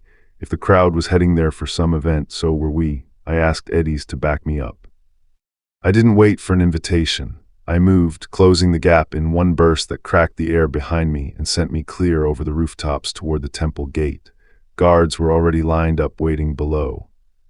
A guard planted himself in front of me, ordering me to stop. I didn't. One hit and he went down bleeding, and my own party flinched at what I'd just done. But I had my answer. These guards saw us, really saw us. That made them enemies. I laid it out for the others. Cavalry and soldiers on floor 10 never noticed us. These guards clearly had. That meant they weren't ordinary NPCs. Someone worried I'd gone too far, but I hadn't killed anyone, just hit hard enough to matter. Ahead, the crowd thickened around a massive structure. Aaron confirmed it, the White Silver Hall. The mission was simple to say and brutal to run. Guard someone I'd never seen, somewhere in a temple packed with a crowd. Outside the White Silver Hall, a herald hushed the swarm. The sun's successor was about to step out. My squad didn't wait for an invitation. A guard barred the door. We went in anyway. Move or die, one guard warned before I decided that for him. These guys have weapons, another stammered, and then came the accusation: heretics. I didn't bother arguing. Steele answered instead. The system flashed warnings anyway: human soldier level 13, and underneath it something tagged unidentified. Whatever that meant, it wasn't good news. You believe in this religion? Jenna asked me mid-stride. No, I told her. I only believe in myself and you. No time for a longer answer. Whoever we were guarding was somewhere inside that temple, and a wall of knights stood between us and finding out who. Get through them, I said, simple as that. I stopped trying to win every clash and started just getting past them. Their commander screamed at his knights to hold the line and protect the temple, which told me everything. Whoever we were protecting had to be inside it. I didn't know how I knew, I just did, and that was enough to keep moving. A few minutes I kept telling myself, and if we didn't find them in time, we'd all die. No pressure. I tore down a glowing corridor as the system pinned the stakes in front of me. Floor 15, mission type: guard, protect one person, timer reading nothing but question marks. Just me, Jenna Chai, Aaron Delgit, Iolka Rivel Strasher, and Shuan, racing a clock none of us could read. Iolka, I shouted, and she didn't need more than that. I know, she called back, already moving. A second later, purple light tore down the hall in front of her, magic doing the work faster than any of us could run. Whatever stood between us and the target just got a lot less in our way. The first man we cornered wasn't him, some robed stranger clutching a book, demanding to know how we'd gotten in. It's not him, I said, already moving past. More hooded knights poured out to stop us, and there was no time to clear them together. You guys handle this, I told my party. I'm going left, we'd catch up. For now, I ran alone. Where are you? I muttered, checking door after door. One old man turned out to be a dead end. The sun's successor, that's who had to be behind one of these. A door creaked open on a knight in full armor. I am Kyle von Strog, he announced, holy knight guarding the shrine of the... I was already past him. Wait, stop ignoring me. Sorry, no time for a speech. I tore through the hall yelling for her until I caught an old man shielding someone. That's when the first cut opened across my back, the attacker already gone before I turned. Not everyone here could see us, they said, amused. Whatever they were, they hit lighter than the woman who dragged us into this, and I had no time to prove it twice. I lit up and shoved forward. The garden outside looked peaceful, which meant I was close. I ran an empty corridor until Kyle von Strog was already on me, blades swinging before I'd even turned around. Steel met steel once hard, and he staggered, not me. Somewhere behind that helmet, someone was already condemning me. Death to the heretic. Fine. I only needed past him, not through him. I didn't know it yet, but somewhere ahead of me, a crowned woman everyone addressed as Your Highness, probably the one I was looking for, was asking her elder if there was trouble in the garden. I think there's an intruder, he told her. We'll handle it, don't worry. He hadn't finished the sentence before I put a boot through that door, bleeding and done waiting. These guards hit different. I cut through regular soldiers all night without slowing down, but this line was sharper, faster, actually dangerous. Blades crossed, blood sprayed, and for a second I ate a hit I shouldn't have. I didn't stop to count how many were on me. I just kept cutting a line straight toward that door. Kyle didn't let up. Every clash drew blood, mine or his, hard to tell anymore over the noise. He fought like a man who actually believed in what he was guarding, and for a second I respected that. Respect didn't slow me down, though. I kept driving forward, blade first, until the gap between us was closing. I finally found the opening, one clean hit, then another, until his guard broke for good. That's when the math changed. Cold blue light rolled off my skin like the fight had flipped a switch inside me. I didn't know what it was yet. I just knew I could move faster now, so I used every bit of it. Kyle went down, bloodied, and I didn't wait to celebrate it. Elsewhere, I'd only pieced this together after. The crowned woman was already thanking her elder for whatever chance he'd bought her, something about the goddess being pleased too. Then the door I was aiming for slammed open under my hand, and somebody inside finally saw me coming. Invader, he screamed. You managed to get through the guards, someone said, before a ball of blue energy caught me in the chest and dropped me to one knee. I barely looked up before an old man in red robes threw his arms wide and screamed die, a sphere of raw red power building in his hands. Then it hit me. He wasn't aiming at me. He was aiming past me at her. It wasn't me he wanted. That hit me half a second too late. The old man in red wasn't stopping at me. He was aiming straight through me at her. I didn't have time to think, only to move, and the strike meant to end her opened me up instead in a spray of red. Down below, hunters were screaming and scattering. He never actually tried to kill me. That only mattered because it meant her, the one I'd been sent to protect, was the real target. She spun on me, demanding to know who I was, calling me an assassin, asking if I'd come to kill her. I didn't get to answer. I just grabbed her out of the way. Stay down, I told her, and meant it. More of them were already climbing the stairs below us, throwing daggers slicked with something dark. Poisoned daggers, and they weren't spraying them wide. They were aimed straight at her. Whoever sent these people wanted her dead specifically. That changed what I was actually fighting for. I stopped worrying about the wall or the stairs and just moved, cutting down whatever came at us to keep the blades off her. It should have scared me more than it did. After going through Kyle von Strog, this barely counted as a real fight. Then out of nowhere, a woman dropped down from the stairwell like she owned the place. The wall was so damn high, she said, casual as anything, like she'd just been out for a climb. I had a blade half drawn before I even registered she wasn't one of them. Two more came at us I never got a clean look at. Then her pale-haired, horned, radiating pure contempt, telling us flat out this wasn't a place people like us just barged into and swinging to prove it. So we gave her the same choice we'd give anyone, follow us out or die here. She went quiet, then fine. The system flashed a new objective, escape the city, her included. An escape mission, and honestly, I'd already guessed we weren't clearing this floor clean. I jumped first to cover our drop. Soldiers were already massing below to box us in, and back in the huddle someone said to memorize her face like she was cargo. I'm not a kid, she snapped. I hit the ground already moving, blade up, with more blood on me than I wanted to admit. Whatever they sent next, I wasn't stopping, not with her still behind me, and not with soldiers already closing in from every side of the city. I laid out the order myself. Aaron and Ielka went down the rope first, then me and Jenna right behind. Ielka threw up a wall of fire so nothing chasing us could close the gap. Soldiers below spotted the flames and screamed to kill the mage first. The horned woman decided she was coming too, and when I called for the next one down, there wasn't anyone else it could be. I grabbed the rope with her locked against my chest and told her to hold on and not let go. Then I swung us down the outside of that wall together, arrows and screaming chaos underneath us, nothing but rope and momentum between us and the ground. We hit the ground hard. I told her we'd made it. She peeled off me the instant her feet touched dirt. All business, not even a thank you. Someone screamed for us to hurry as fire lit up the gate ahead. A fight broke out right there, blades flashing, and for 1 second all I saw was fear reflected in someone's eyes before the flames took over. The system flashed red, Aaron poisoned, his health draining away on a timer. Someone screamed his name in panic. "I'm okay," he yelled back, still moving, still swinging through the fire with a blade in his hand. Whatever hit him, it wasn't stopping him yet. Party 1 was still standing, poison and all. I hung off that rope thinking this whole mission had been some kind of joke. The princess and her people were clear, now it was just about getting out alive. Soldiers screamed to grab the witch and the hostages, and I realized with a laugh they meant her. She swore she wasn't. Then a knight swore we wouldn't escape, and I put him down. Cloaked killers swarmed in screaming to kill us. I grabbed a hand mid-run and hauled us through the chaos, waving off worry about my wound. I knew where we were going. "Follow this path," I said, and we'd reach the outcasts. A burst of violet magic tore through whatever was chasing us, and we finally hit a quiet stretch to breathe.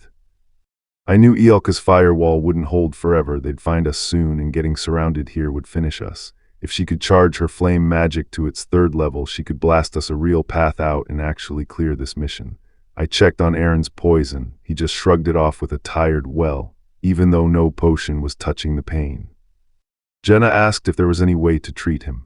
I thought maybe the horned woman had some hidden skill for it, so I asked straight out.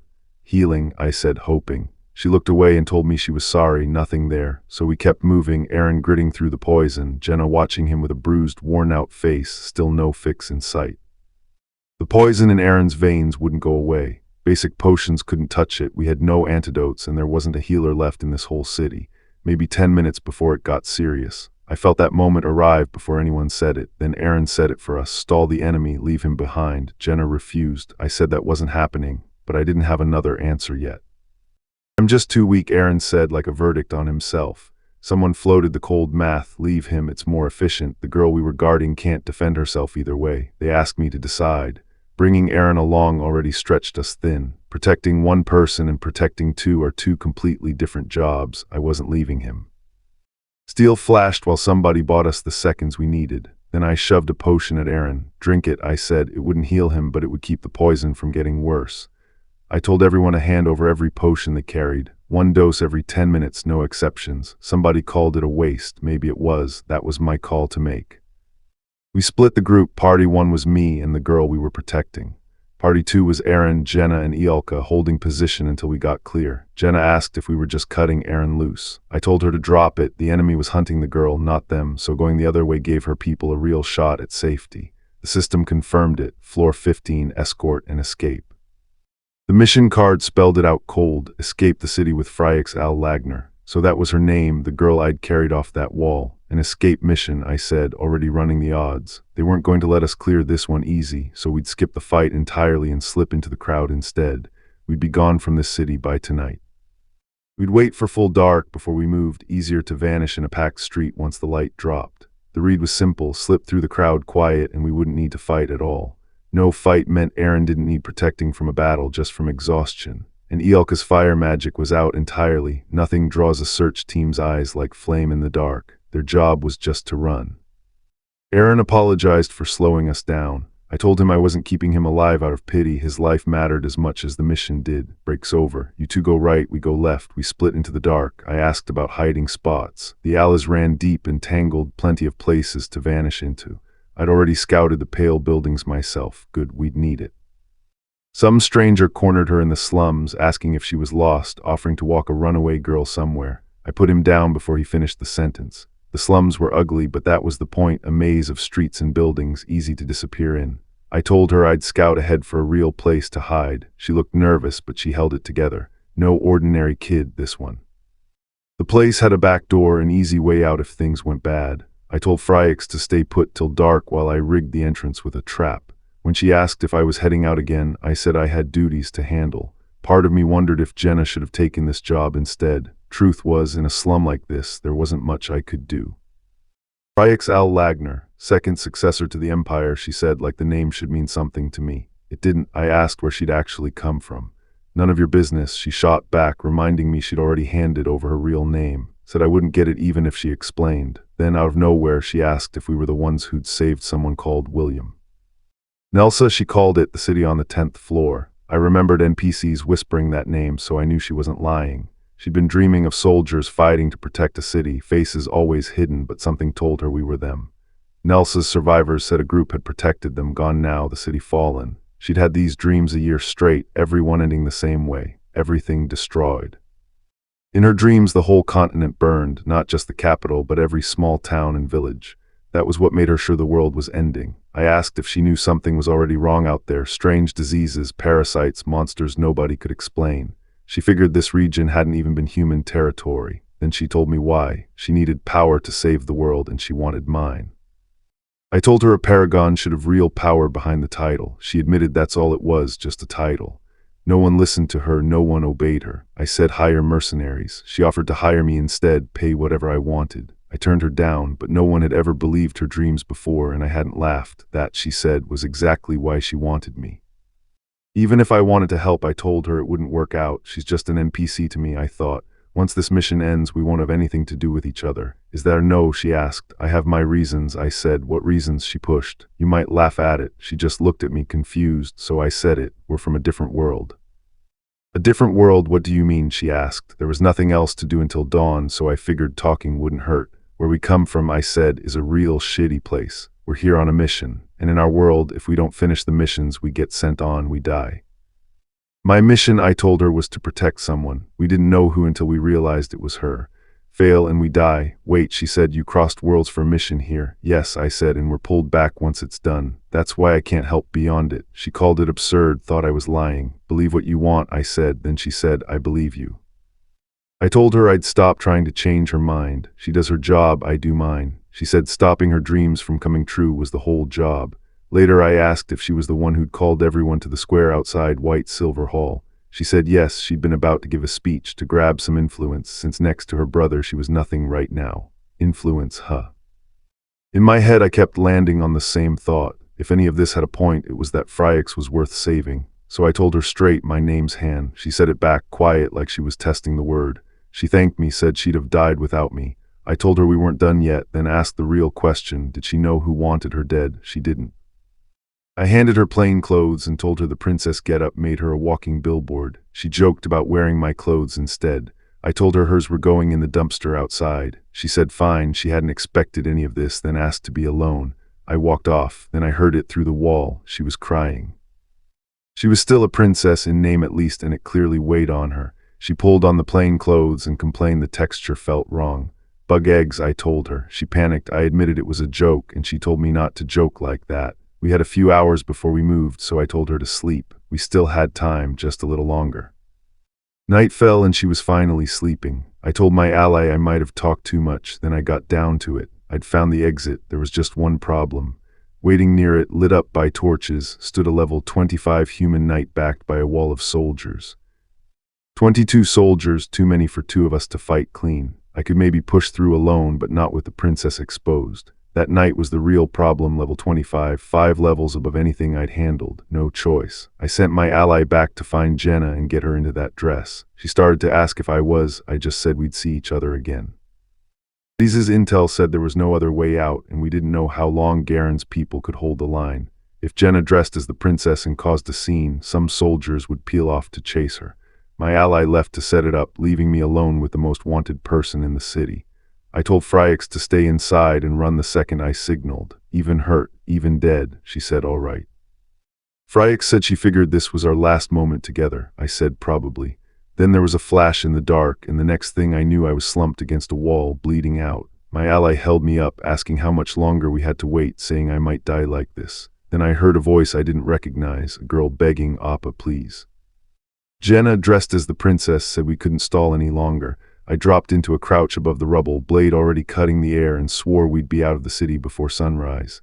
Behind us my whole crew stood ready. Jenna Chai, Aaron Delgit, Ielka Rivel Strasher, Eds Callan, time to move. From the rooftop I watched Jenna move like Phryax, banking on the dark, making the two of them impossible to tell apart.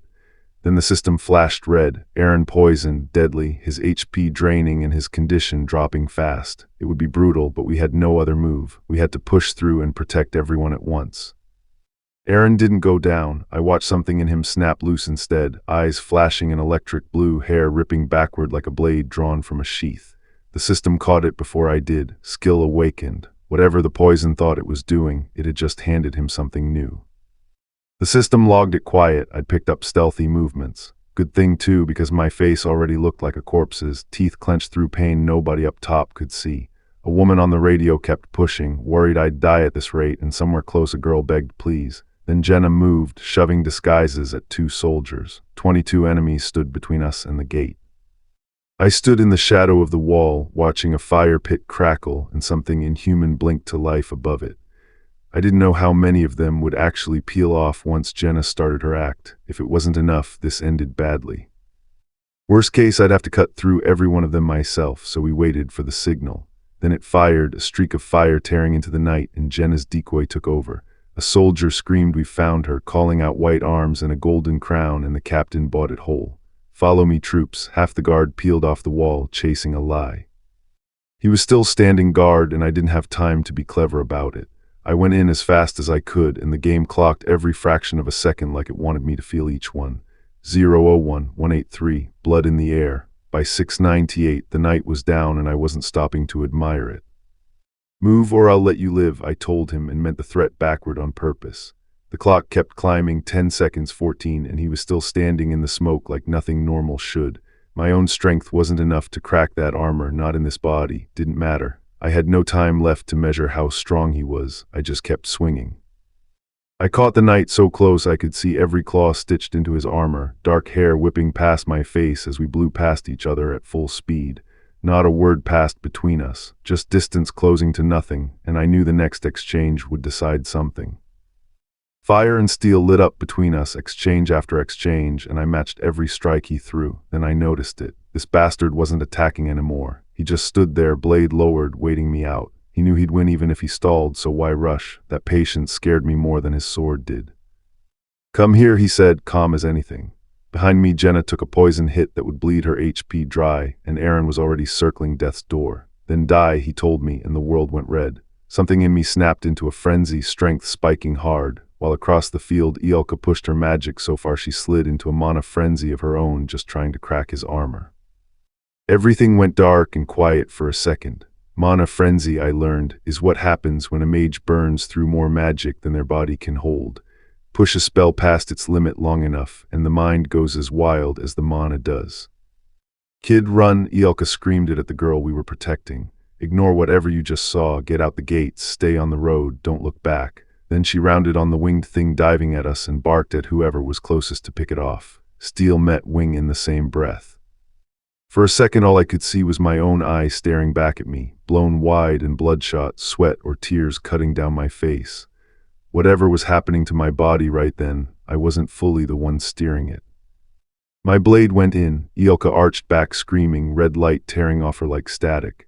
Jenna's voice cut through everything, hand, don't stop, run, right as the system slammed a warning across my vision.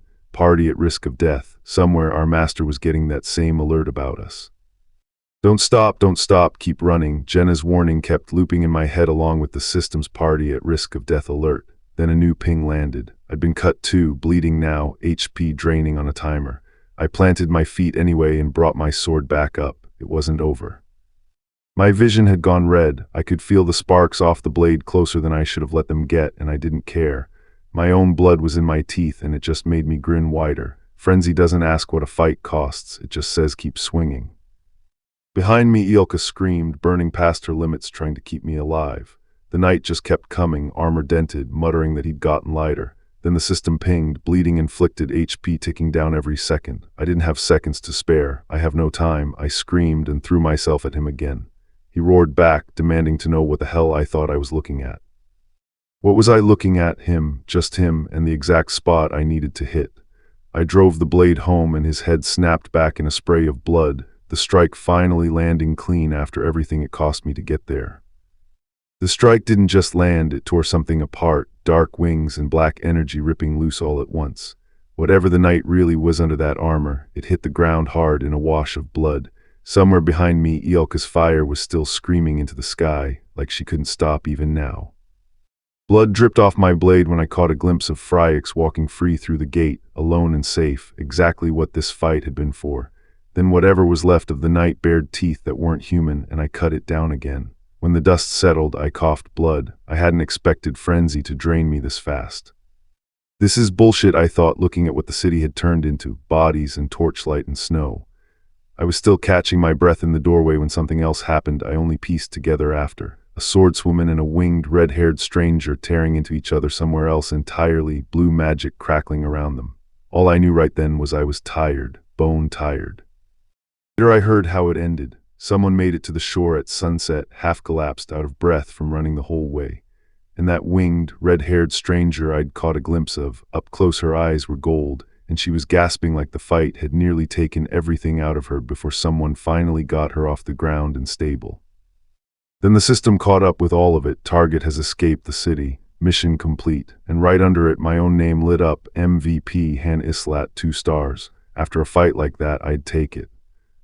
The stage clear flashed up and the whole party jumped a level, Aaron included. Somebody was still shaking, swearing they'd almost died. Somebody else needled them for liking it too much. I just said the one thing that mattered. Nobody did. The system saved the fight as a clip anyone could watch later. Then the hero, fighting under someone else's account, logged off and walked away.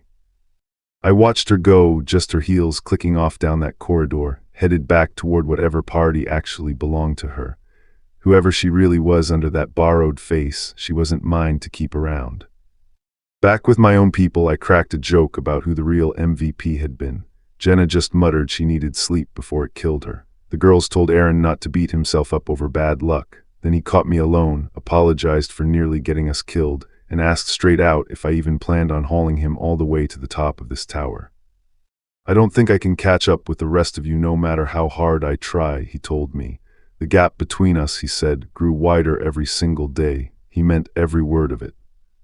I said their names out loud, Iolka, Jenna, and Aaron too, and just left it hanging. So, Aaron backpedaled, said he'd only been talking nonsense. Nobody argued. In my own head, I wasn't letting myself off easy either.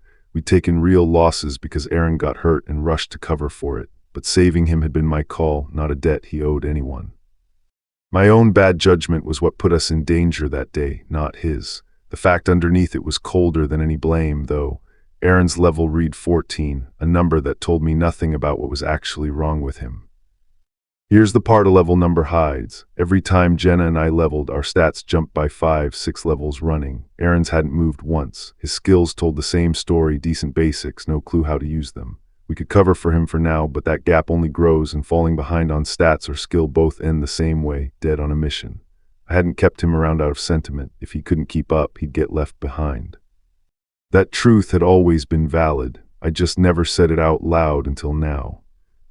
5 cards lined up under my banner. Me, Aaron, Jenna, Iolka, and now Eddie's Callan filling the last slot.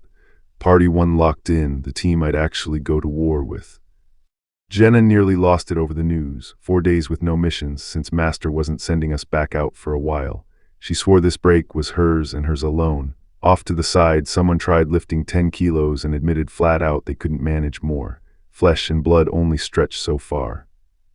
Word came that editing had gotten pulled into some tutorial, and I couldn't stop wondering if that tied back to the infiltration point he'd mentioned.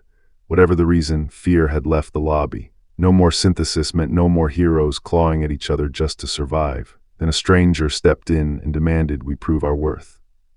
He kept going, said he used to live for the risk. Now all he heard was bystanders laughing like flies outside a window. Said Aaron was the exception, a second-gen hero who trained hard without needing synthesis to force him into it, talented and stubborn about it. Then he turned on Nerissa, standing there disappointed, saying this wasn't what she'd signed up for either. I stepped in before anyone actually died over it. He laughed it off, called me scary for even trying. I asked if everything he'd said about proving himself was a lie. He said it didn't matter here, not when there was a system that could erase all the damage, except our master never used it. Real stakes, real blood. He just grinned and said he couldn't wait. The rule going around was simple: never use synthesis twice. I heard it first from the master who tried it and failed, and plenty of others copied the mistake anyway. Fear kept heroes obedient. Take it away and most got lazy, ignored orders, did whatever they wanted, which is exactly why so few of us stayed active. At Dude's shop, nobody was lifting a finger. He'd done all the work alone. Things had changed a lot since then. Back then, that kind of apathy got people killed. Now, with fear off the table, hero output was dropping fast and there were only two fixes. Mass synthesis, sacrifice most of the second-gen heroes for training and combat boost, brutal stress included, or find a different motivator entirely. I picked the second option and put my points into lobby expansion research. Lobby expansion research hit level 1. New facilities opened up and I could finally shape the place to how I actually wanted it run. Out on the cliff, word went around that a gathering was coming. Someone asked if training was even close to done, got told they wouldn't last a minute yet. I called it anyway. Training's done for now. Everyone to the square.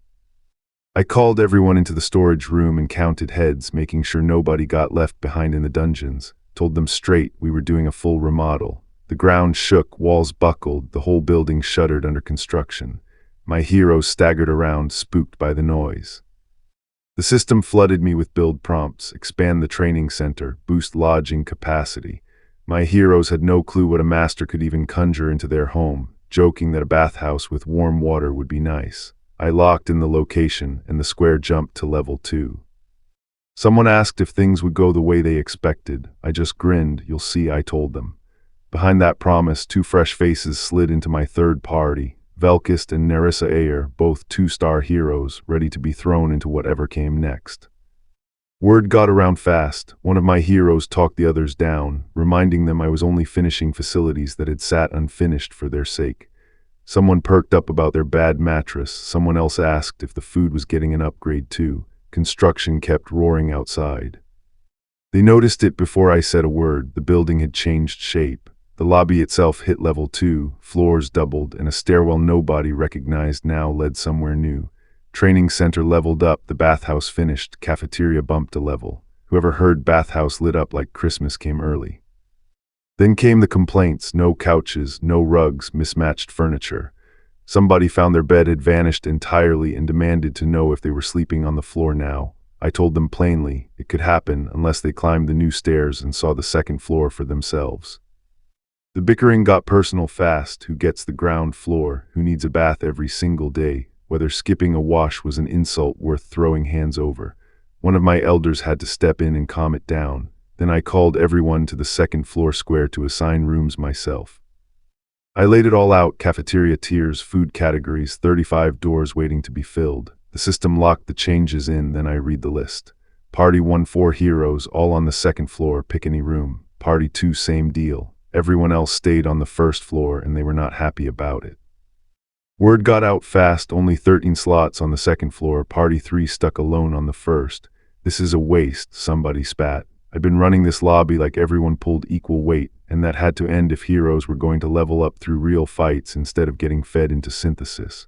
Somebody muttered it plain, aristocrats and peasants. One of my own heroes said it plainer than I could. Work, prove it, climb, that's the deal now, aristocrats and peasants both. Top-ranked heroes get first crack at the training center and the daily hunts. More than half our meat comes from what they bring back. The ones who don't lift a finger get nothing. Rooms were getting reassigned on merit. This wasn't new, it was the layout editing used when Niflheimer started, repurposed to cut how often I had to feed a hero into synthesis. There were downsides, but it was the simplest fix I had. When one hero kept whining, I didn't hold back. You're also entitled. A month ago you'd have been synthesized and you don't even know how lucky you are. He opened his mouth. I cut him off. 2 more got tapped for the second floor, the rest weren't so lucky. Wait, then how are we supposed to eat? One shouted. First floor's banned for meat, I told him. There's still things to do down there, just not that. It didn't land. One guy snapped completely. No food, sleeping on the floor, done taking it. You think I'll just accept this treatment? He lunged at me, screaming, die. He never got the swing in. I moved first and it ended in one motion, blood everywhere, his arm hanging useless, him staring at the stump like his brain hadn't caught up yet. Someone behind me went pale. What the hell are you doing? I didn't even turn around. It's fine as long as I don't kill him, right? Word was already spreading. One veteran laid it out cold. Didn't matter if you'd been an aristocrat or a farmer, you proved your worth to survive here, straight from Han himself. Stay clear of Party 1 and 2, he warned. Real monsters, but the one listening wasn't convinced. He'd watched them train, watched Aaron get that strong, and figured he could take this man himself, just off rumors from Jenna, since he'd never been in that party. You ever see it yourself? The newcomer pressed. Alan admitted no, he'd only survived because Master stepped in and stopped it before it went further. Synthesis, he explained, you get stronger every battle, learn new skills the more you train, and the one running all of it is Han. Thanks for the info, the newcomer said, already walking off. Alan offered his name anyway. Sorry, not interested, came the reply. The blood on my hands wasn't from killing anyone. He'd swung first, so I took his arm instead. Bleeding out, he didn't scream. He muttered about missing the real hardships the older heroes went through, almost jealous of it. To me, proving your worth was never about surviving pain like that. Then I told him the part nobody warns the new ones about. Press the arm back to the stump. It reattaches on its own. The masked woman said she liked what she saw. Guns swung on me, someone screaming I was a psychotic bastard. I told them I'd rather be hated than useless. Then Velkis took a hit meant for someone else, body moving before his head caught up. Lucky too, and the whisper kept spreading. Second floor got everything, first floor got nothing, and everyone in that yard was still first floor. Someone laid out the math, 13 slots up on the second floor, the other 22 stuck on the first. Second floor ate well and used every facility free. First floor got nothing. They pulled up footage of me from floor 15 as the example worked like that, and Master notices. 2 guys nearby weren't buying it, dragged into this against their will, now forced to grind for scraps just to matter. I cut it off there, told them Jenna and I had it worse back when we started, no food, and one mistake meant getting fed straight into synthesis. Some guy shot back, asked if I expected everyone to fight like my top party. Exactly, I said. There wasn't room yet for support or gathering roles. Most had combat roles, and only the talented few would ever climb to the second floor. Half the room accepted that. The other half sat in denial, probably still mourning the luxuries they used to have. Then one guy snapped, screamed bullshit, refused to fight while getting treated like trash, and started rallying the others to take back what he figured was rightfully theirs. Then he said the quiet part. He knew the secret. One hunter figured she'd cracked it. The monster couldn't lay a hand on us, not if he needed us fighting. The crowd caught the idea and ran with it, refusing outright, fists in the air. The system flagged it in real time. Party 4 inoperable, Party 5 inoperable, a mass strike underway. I looked at the 10 of them refusing and said they didn't know their place. Then I moved. I told them I'd take 1 arm each with this sword, then did it before they could brace. Same limb the last guy lost, already regrowing like his had. Call it an expensive lesson, I said, and I'd let them live. They were shaking, calling it a bullshit threat. Shaking or not, they still swore they had the right to refuse Master's orders. One woman insisted the rule cut both ways. Heroes had the right to refuse, and I couldn't touch one except under special circumstances. Another voice snapped back that none of us asked to get dragged here in the first place, so what did rights matter? Before it went further, I called 3 names, Velkis, Alan, Leslie, and ordered them through the door. Someone in the crowd went pale. That glow, that was synthesis.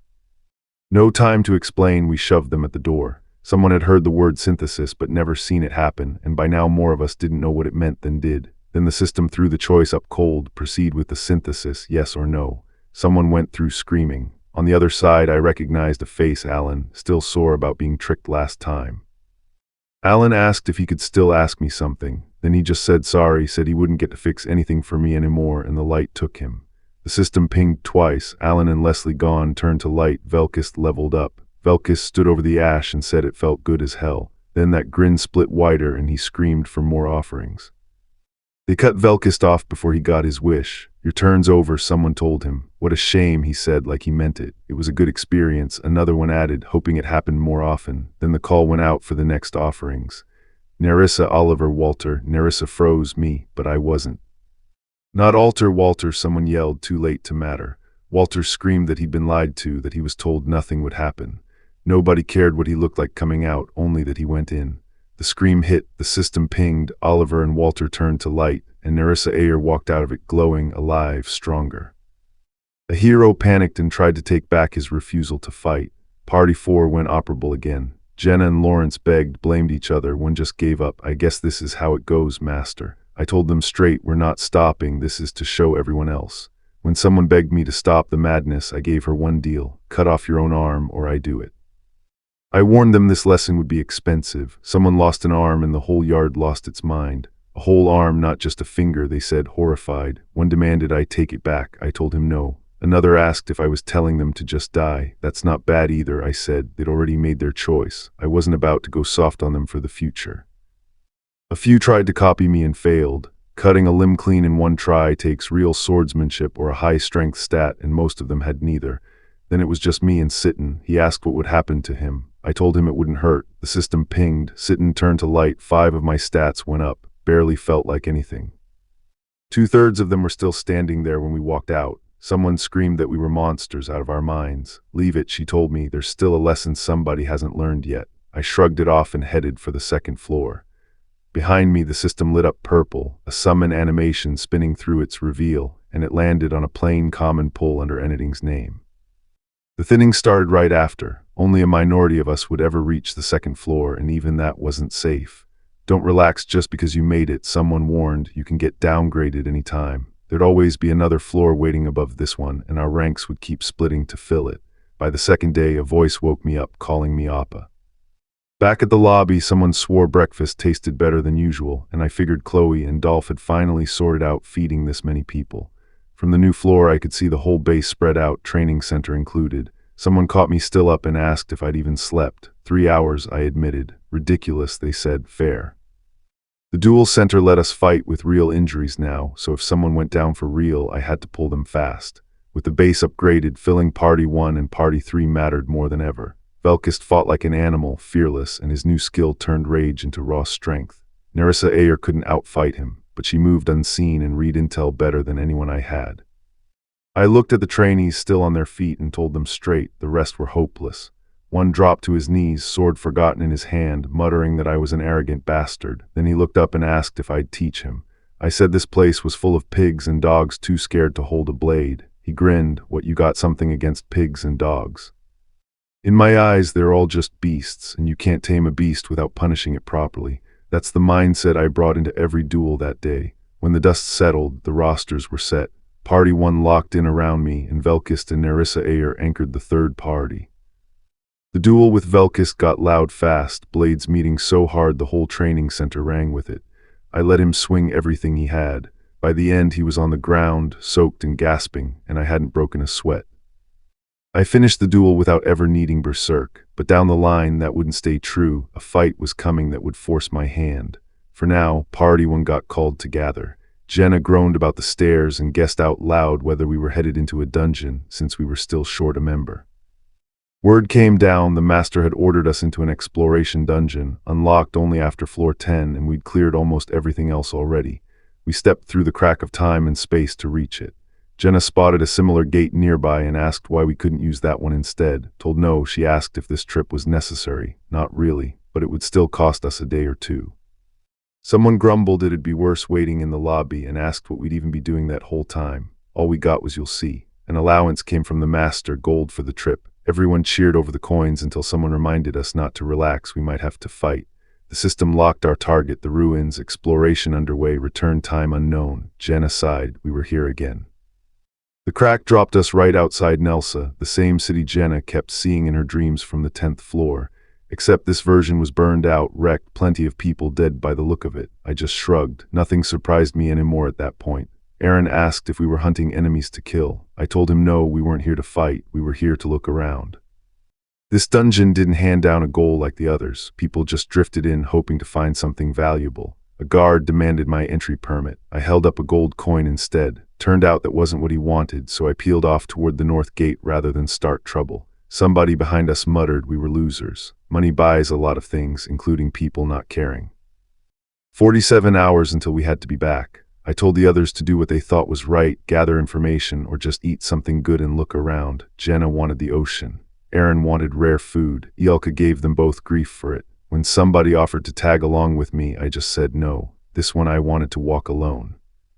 Alone in the city, something felt off. Way too many mercenaries crowding streets this quiet. Then I saw the poster. 100 million gold and a list of crimes stapled onto her like they'd run out of real ones: heresy, demon summoning, murder, arson, worse. Somebody royal, stripped of her bloodline and branded a witch for it.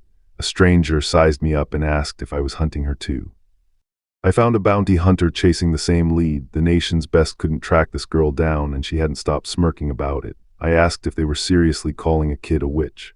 Apparently she'd been sacrificing loan sharks, pulling in things nobody was supposed to summon. Banned dark magic. I paid to hear the rest. Her name was Phryax Al Lagner, once in line for the Empire's throne. The decree was supposedly a year old, except I'd parted ways with Phryax on the 15th floor less than a week back. Then I clocked it that poster's seal matched the armor on the men I'd already killed, so the posters went up right after she escaped the city. She was alive out there somewhere, and half these rumors flying around sounded like blame dumped on a girl who wasn't even here to argue back. I kept pushing, disease, monster attacks, she covered it all, but the dungeons caught my ear. A few years back, weird zones in every color started popping up across the continent. Ordinary people can't even walk into them. I asked the obvious question, so only certain people get in. Yeah, she said. Inside sits some kind of stone, and that stone hands out real power. There's only one thing it could be. An Advent stone, the source of a hero's third ability, imprinted straight into whoever holds it. I said there had to be one here too. She asked how I even knew that. I told her I could tell. Mercenaries filled the tavern around us. I slid another coin across the table. Talking wasn't worth gold on its own, not without a guide attached. Earn the coin, I told her. Show me around. I stared up at the dungeon gate sitting dead center in the ruined city and got exactly why my guide hated this job. It had shown up the moment the invasion hit. Mercenaries already packed the entrance. Whoever controlled it didn't even need to fight for the payout. Gold, jewels, gear, all sealed inside, and the order took its cut of everything that came out. She snapped that finding me wasn't her problem, and I let it go, climbing up to watch instead. All that gear meant these mercenaries planned to camp here for days. I had nothing better to do, so I kept studying the gate. Less than 1 in 10 of them could cross the barrier, but if a party's leader made it through, the rest followed right behind. I told her I could cross that barrier myself. She caught up with me again anyway, swearing she'd only come back for the gold coin I owed her, not more information. I said I had nothing left to give. She waved that off. This one was free. She figured I still cared about the witch. I already knew the order had killed her. I didn't need the reminder. She latched on anyway, offering to guide me around the city and point out the food stalls, insisting she needed the work. I told her to quit bothering me. Then she said it. I reminded her of her younger sibling. Someone else from the east, black hair, black eyes, running with the order's people. That's why she'd approached me in the first place. She started saying his name. I cut her off. I shut her down before she could finish saying it. His name wasn't unique enough to matter, I told myself, and pushed past it, telling her to just take me to the jeweler. She led me through the streets to an armory lined with gear. A red-haired girl there spotted us and blurted out, asking who I was, eyes locked on my bow. I looked at the bow and called it trash, told her to sell it for something worth having.